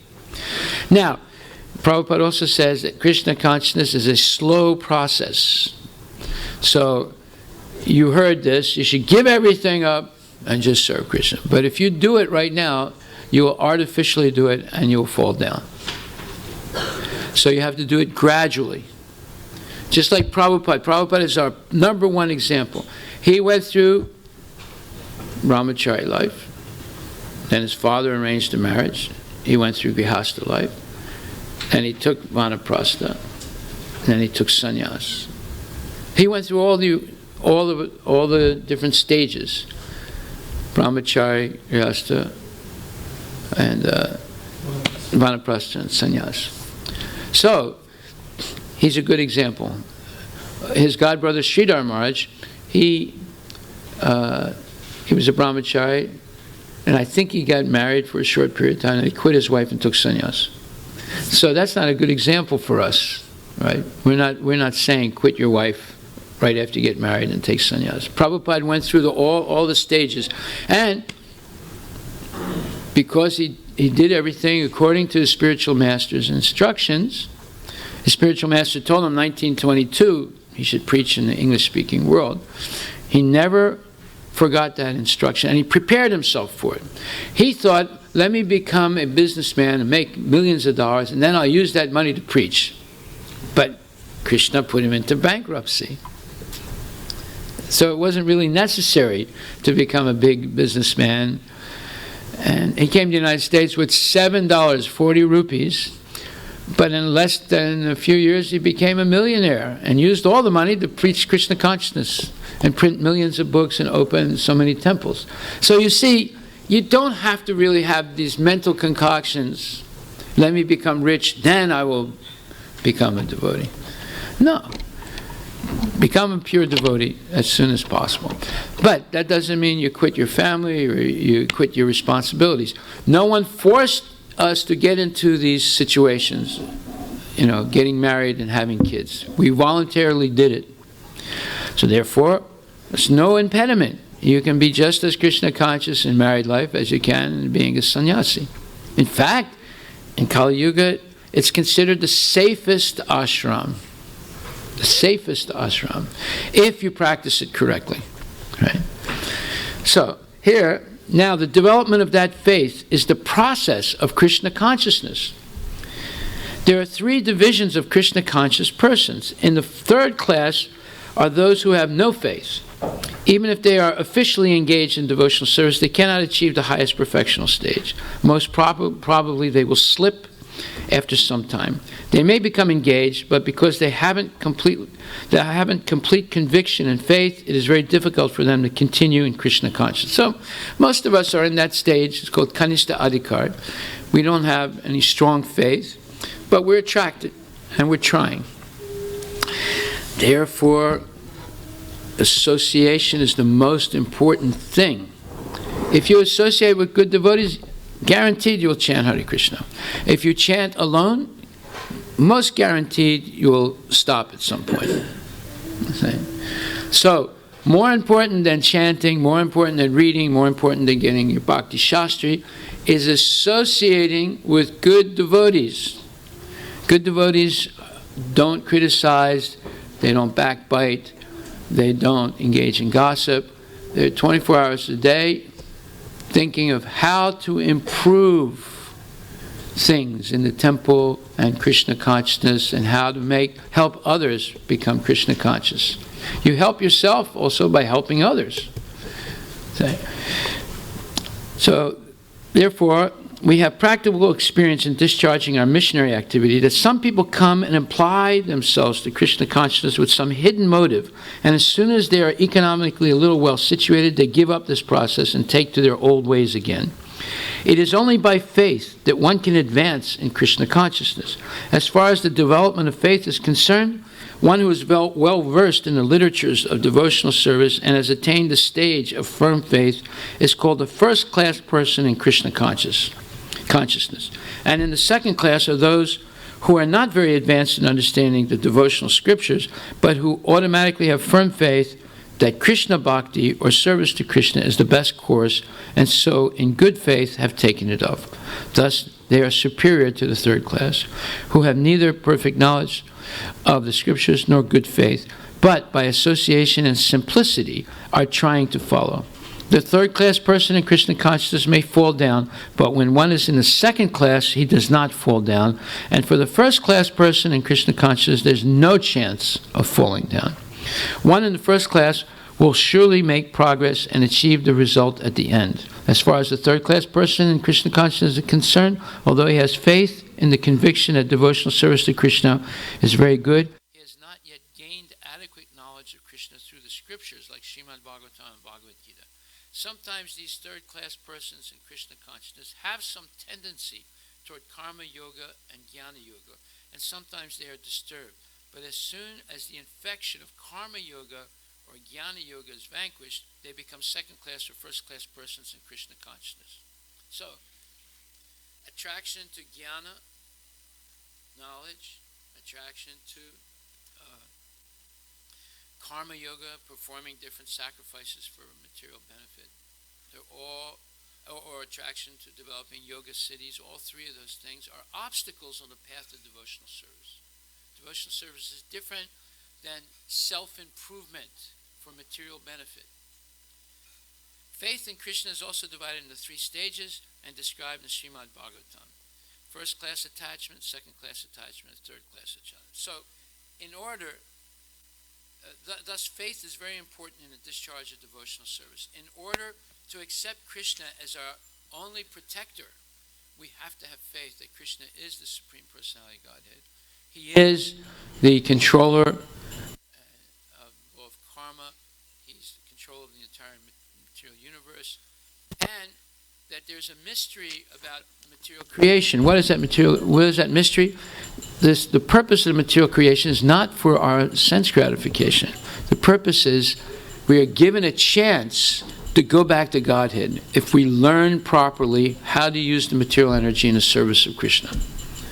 And our body is part of the material energy, our mind is part of the material energy, our intelligence is part of the material energy. If we use all these things in the service of Krishna, then we'll go back to Godhead. And that's the purpose of being in this world. It's a chance to remediate our errant behavior and consciousness and come back to Krishna. And Krishna is doing everything to help us. He sent us Prabhupada. Prabhupada translated all these books. He opened temples. He's given a process. And he's given us also the means to make the whole world Krishna conscious. It's by Harinam Sankirtan and Mahaprasadam distribution. The two things most people in the temple don't do, which is a mistake. Everyone should be engaged in besides deity worship, which is also extremely important, everyone should be engaged in one way or other in prasadam distribution on a massive level and Harinam Sankirtan on a massive level. If we want to help society, we do not want to be a self-contained little community. This is our thing and that's their thing. No. We want to be integrated in society as people who are doing good for the general public without any consideration of ethnicity, economic situation, politics, or whatever. we should become dedicated to the mission of Sri Chaitanya Mahaprabhu, which is Harinam Sankirtan, a distribution of prasadam, and prasadam includes Prabhupada's books. So we should get fired up with that conviction. Conviction means faith. You have faith. Pritivite acheyata nagaradigrama sarvatma prachur haibe muranama. In this age of Kali, the name of Krishna will be heard in every town and village, and all categories of living entities. Human beings, animals, plants will hear it, and they will be benefited by it. So we have to be part of this dynamic Sankirtan movement. That's our destiny as devotees. So, it's not that you only go on Sankirtan when you go on Parikram in Vrindavan. No, we should go on Parikram in Pioneer Square. We should go Parikram all over the Seattle area and help people become Krishna conscious. So, this development of faith is the basis of accepting Rakshasya Titi Vishvaso. Krishna is my soul protector. Okay, so I think we'll stop right there. Now, as far as scriptural knowledge goes, the Vedanta Sutra says, Prakasas cha karmani abhyasat. This is a sutra in the Vedanta Sutra, 3.2.26, and it says, devotional service itself is so potent that simply by engaging in the activities of devotional service, one becomes enlightened without a doubt. And a practical example is Narada Muni. He was the son of a maidservant. He had no education. He was a young boy, 5 years old. He had no education. Nor was he born in some prominent family. His mother was a maidservant. She was a house cleaner, basically. But when his mother engaged in the service of elevated devotees, Bhakti Vedantas, Narada was there with her. He wasn't in school. He was with his mom. And sometimes, in the absence of his mother, he would serve the great devotees, the Bhakti Vedantas, himself. And he explains that he's speaking to his disciple Vyasadeva, and he says that while engaged as a boy servant for those purified devotees during the 4 months of Chaturmasya, when they stayed in one place, he intimately associated with them. And sometimes the great sages left remnants of their food on their dishes. And therefore, this young 5-year-old boy who was cleaning the dishes, he was washing them, he would eat the leftovers of the prasadam. And he asked first these great devotees permission to eat. He didn't just eat them. He asked them permission if he could eat their leftovers. And when they gave the leftovers to Narada Muni, by eating it, he became freed from all sinful reactions. Now you see how important prasadam is. It can free a person from all sinful reactions just by eating, right? You can go back to Godhead just by eating. Every fat person in the world should feel, encouraged. The more you eat, the faster you go back to Godhead. The more you eat prasadam, of course. As he went on eating, right, he gradually became as pure-hearted as the sages. The great devotees relished the taste of unceasing devotional service to the Lord by hearing and chanting, and Narada gradually developed the same taste. Well, that's what we want to develop, the taste for hearing and chanting. As we learned yesterday, that you learn by hearing and repeating. So that is Shravanam Kirtanam, hearing, and then Kirtan, repeating, chanting the glories that you hear. And when you develop a taste for it, and this taste happens after the stage of Anartha Nivriti. Then there's Nishta, strong faith, and after Nishta there's Ruchi, taste for hearing, chanting, and serving.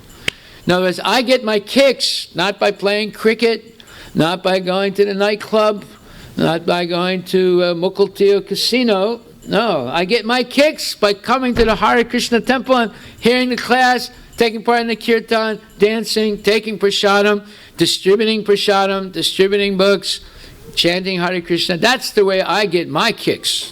I don't need marijuana, I don't need wine, I don't need any of that junk. I just need Krishna. So, the great devotees relish the taste of unceasing devotional service to the Lord by hearing and chanting, and Narada Muni gradually developed the same taste by associating with the Bhaktivedantas, by serving them, and by asking their permission if he could have the remnants of their prasadam, and by continually eating and associating, he developed a taste for hearing and chanting. By association with the sages, Narada got the taste for hearing and chanting the glories of the Lord, and he developed a great desire for devotional service. Therefore, as described in Vedanta Sutra, prakasascha karmani abhyasat, if one is engaged simply in the acts of devotional service, everything is revealed to him automatically and he can understand. This is called pratyaksha, directly perceiving the truth about Krishna. So, Raja Vidya Raja Guyam Pavitam Idam Uttamam Pratyaksha Vagamam Dharmam Susukam Kartam Avyayam.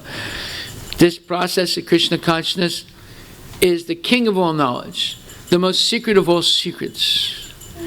And it gives you direct perception of who you are, and best of all, it's full of happiness. It's happily performed. Right? What better thing could you ask for? You want a Christmas present? The best Christmas present is Krishna consciousness. Say, beads, Bhagavad Gita, prasadam, sankirtan, deity worship, preaching. That's the best prasad. So the highest goal of all religion is devotional service. Just like our friend, what is your name, Prabhu? I keep forgetting. Shriram yesterday washed all the dishes. And Shriram's wife and his sister-in-law, they were helping him and doing all kinds of service in the kitchen, because Krishna consciousness is a kitchen religion. We spend most of our time in the kitchen or on the altar, right? So they've been brainwashed. Let's put it like that. They've been brainwashed in a positive way, right? How long have you been coming to the temple, Prabhu? 2 months. How many people have been here years but never washed the dishes? Raise your hands. 1, 2, 3. Okay. Not often enough. Okay. So you see, he's only been here 2 months. He spent the whole day washing the dishes, right? Did you complain about it? It was fun. It's fun because it's Krishna's day. For your own dishes, yeah, this is boring, and I don't want to do it. Let my wife do it. In fact, one lady told me, my husband never washes the dishes at home, but when he comes here, he washes the dishes. I don't understand. So we should take this seriously. Devotional service is the highest goal of all religion. It doesn't matter whether it's washing dishes or worshiping deities or taking the money to the bank and put it in Krishna's account or going out of Sankirtan or making burritos, whatever it is, it's all devotional service, all on the equal level because it's all meant to please Krishna. Religious people generally do not know that the highest perfection of a religion is the attainment of devotional service. Religious people don't understand this. Some of our own initiated devotees don't understand this, that the highest religious people generally do not know that the highest perfection of religion is the attainment of devotional service. So generally, Vedic knowledge is required for self-realization. But here, although Narada never went to the school of the spiritual master and was not educated in the Vedic principles, he acquired the highest results of Vedic study. This process is so potent that even without performing the religious process regularly, one can be raised to the highest perfection. How is this possible? This is also confirmed in Vedic literature. Acharyavan Purusho Veda. One who is in association with great acharyas, even if he is not educated or has never studied the Vedas, he can become familiar with all the knowledge necessary for realization. Here it is, 9th chapter, verse number 2 in the purport. Therefore, it says, Vasudeve Bhagavati Bhakti Yoga Prayojitaha Jnanayat Yasuvairagyam Jnanam Chayad Ahaitukam. First canto, second chapter, I think, or third chapter. It says, Vasudevi Bhagavati Bhakti Yoga Prayojitaha. Someone who serves Lord Krishna sincerely, then automatically knowledge and renunciation follow this devotional service. Not that first knowledge, then renunciation, then knowledge. No. First bhakti, then knowledge and renunciation come. Not first knowledge, then renunciation, then bhakti. No, it's the opposite way around. And when you have that faith, then you accept Krishna as your only protector. You have firm faith that he's going to protect you, like he protected Prahlad Maharaj, like he protected Draupadi, the Pandavas, and Hanuman, and Sita Devi, and so forth. The list goes on. And you also. So we'll stop right there. Are there any questions?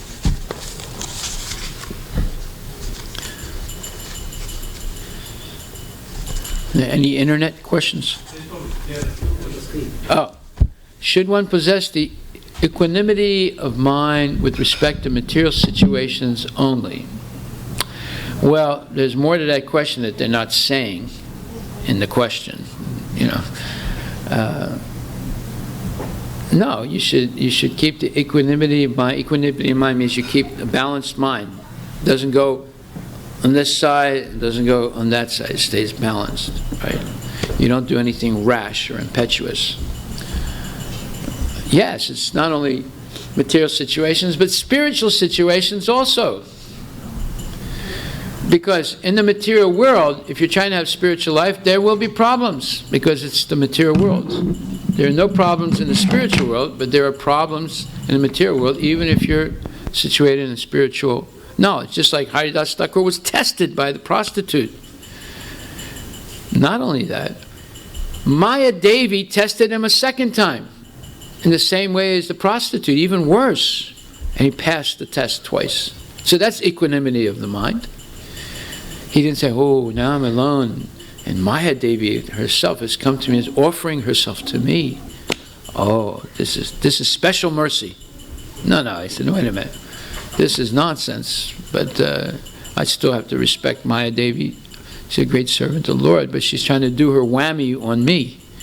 But I'm more interested in Krishna than the whammy. So he didn't fall down. And then what did Maya Devi do? Now we're not talking about the prostitute now. The prostitute already became a devotee. This is the second time.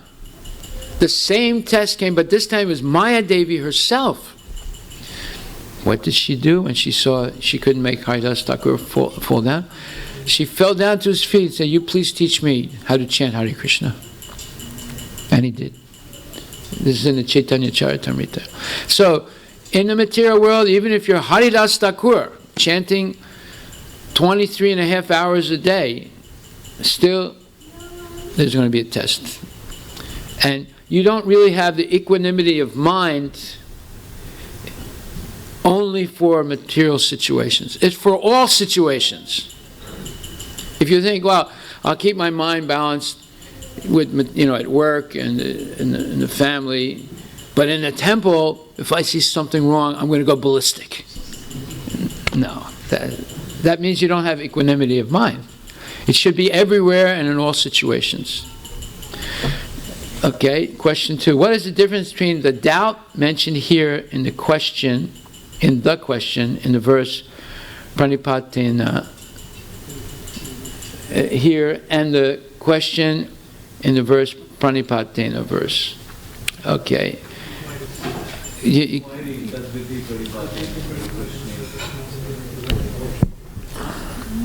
So in the Pranipatena verse, there is a question that we should surrender to the... Yeah.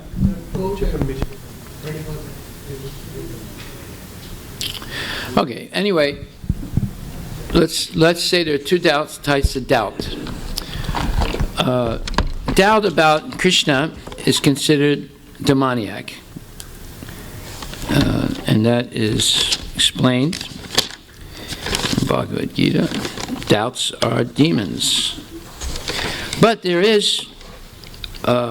are bona fide doubts also. Arjuna had a doubt.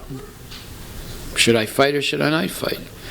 But he presented his doubt respectfully to Krishna, and Krishna helped him overcome his doubt. He called him Madhusudana, the killer of the Madhu demon. So he compared his doubt to the demon Madhu. And then Krishna clarified it. But when you have doubts and you don't respectfully ask the spiritual master to erase the doubts, but you continue to doubt with layers and layers of mental concoction, then you have been attacked by a demon. That doubt is a demon. And this is explained in 15:19. Let's take a look at that verse.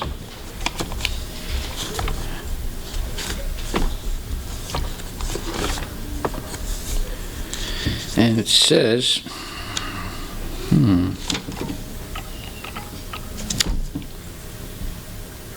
I'm sorry, 796, I'm sorry, 796. Yeah, 18th chapter, first verse. In the purport, Prabhupada says, two words used in this verse to address the Supreme Lord, Hrishikesha and Keshi Nisudana, are significant. Hrishikesha is Krishna, the master of all senses, who can always help us attain mental serenity. Arjuna requests him to summarize everything in such a way that he can remain equipoised. Yet he has some doubts, and doubts are always compared to demons. He therefore addresses Krishna as Keshi Nisudana. Keshi was the most formidable demon who was killed by the Lord. Now Arjuna is expecting Krishna to kill the demon of doubt. So this is the difference between a person who's a bona fide disciple and a person who's not bona fide. The bona fide disciple will present his doubts in a respectful way to the spiritual master or masters, there's Siksha and Diksha gurus, and wait for them to answer the doubt or erase the doubt with scriptural evidence, not simply with opinion. And a non-disciple will nurture the doubt until it becomes blasphemous against Krishna. And he'll concoct things, imagine things, accept unverified theories that create more doubt. And people become full of doubts because they don't follow the regulative principles. They eat meat, they gamble, they do all these things. Therefore, their mind is infected with many doubts, and each one of those doubts is compared to a demon because those doubts take you away from Krishna. Whereas a devotee, or someone who has a devotional attitude, will always ask for clarification from a bona fide teacher of Krishna consciousness and patiently hear. And while they're patiently waiting to get the answer, they follow the regulative principles and chant Hare Krishna. Therefore, the doubts are erased. Okay, so that answers that, I think. Yes. Microphone.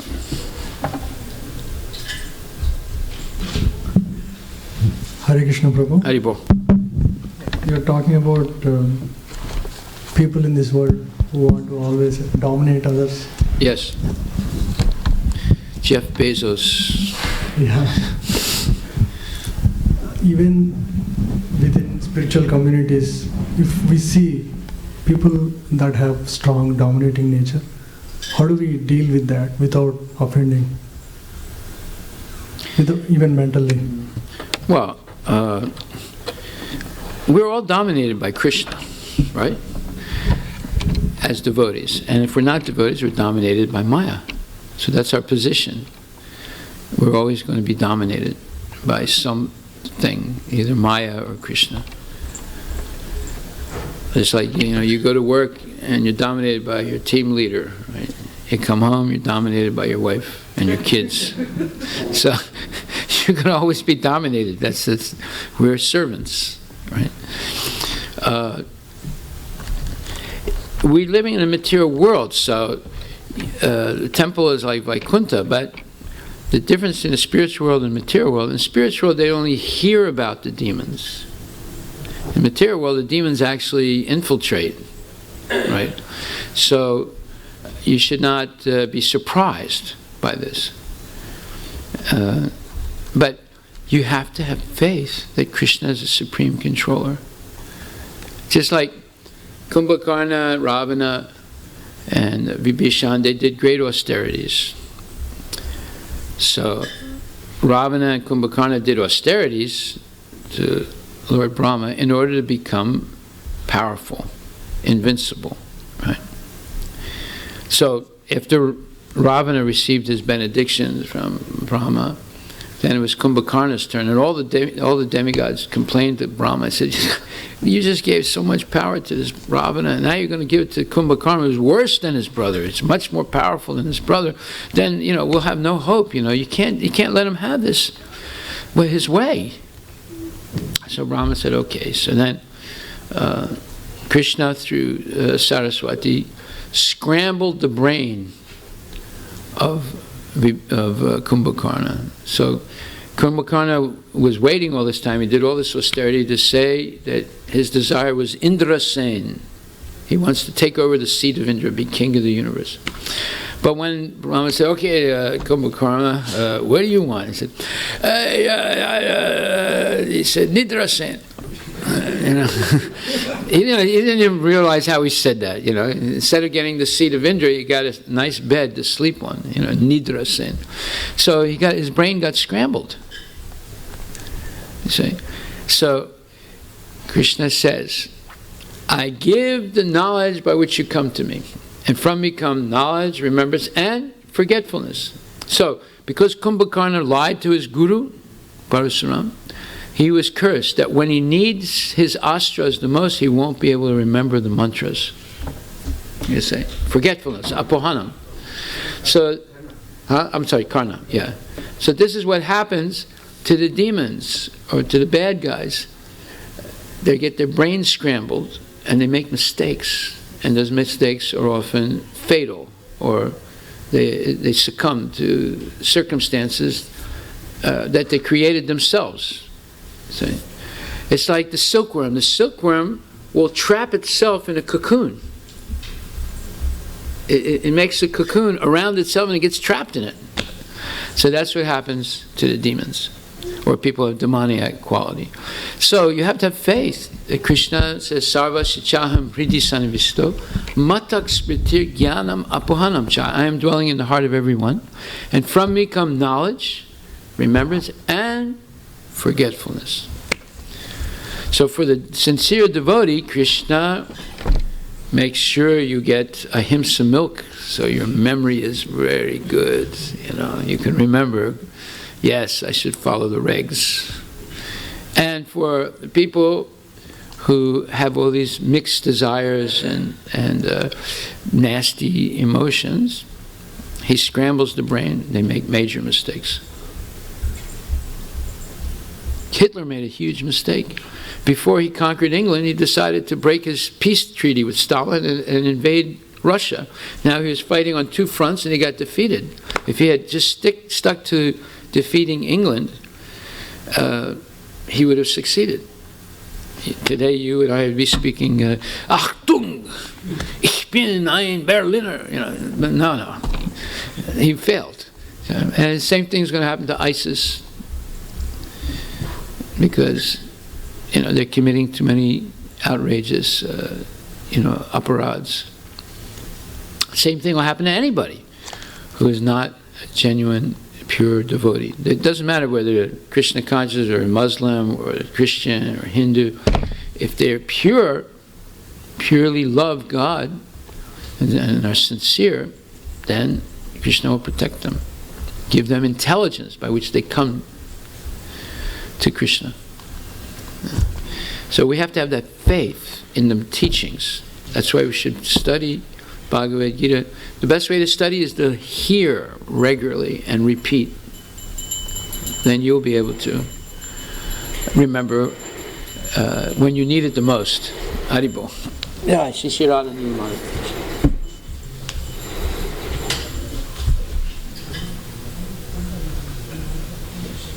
So any other questions? If not, we will adjourn. Saturday, which is tomorrow. We have Sankirtan. Hopefully it'll be a nice day like this. But it doesn't matter, rain or shine, we go.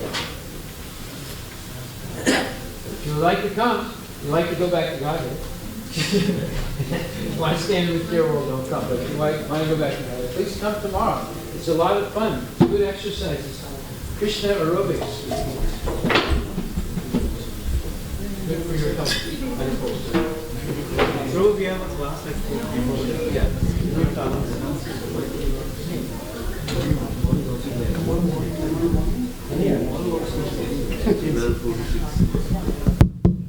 Hare Krishna. So today evening also we will have a class 4 to 6 and tomorrow morning 10 to 12. And then after that Sankirtan. Then we will have a class tomorrow again 4 to 6. Thank you everybody. Please have prasadam downstairs. Haribol. Bro, I had a question on that faith, like Yes. there are different, you said gradual, we elevate the faith. Yes. As we go, so associating with good devotees and chanting Hare Krishna and controlling our senses and Yes. mind. So we develop the faith. So as we gradually develop the faith, but the faith is always tested, whether Yes. within the devotees or within your family members or within when you're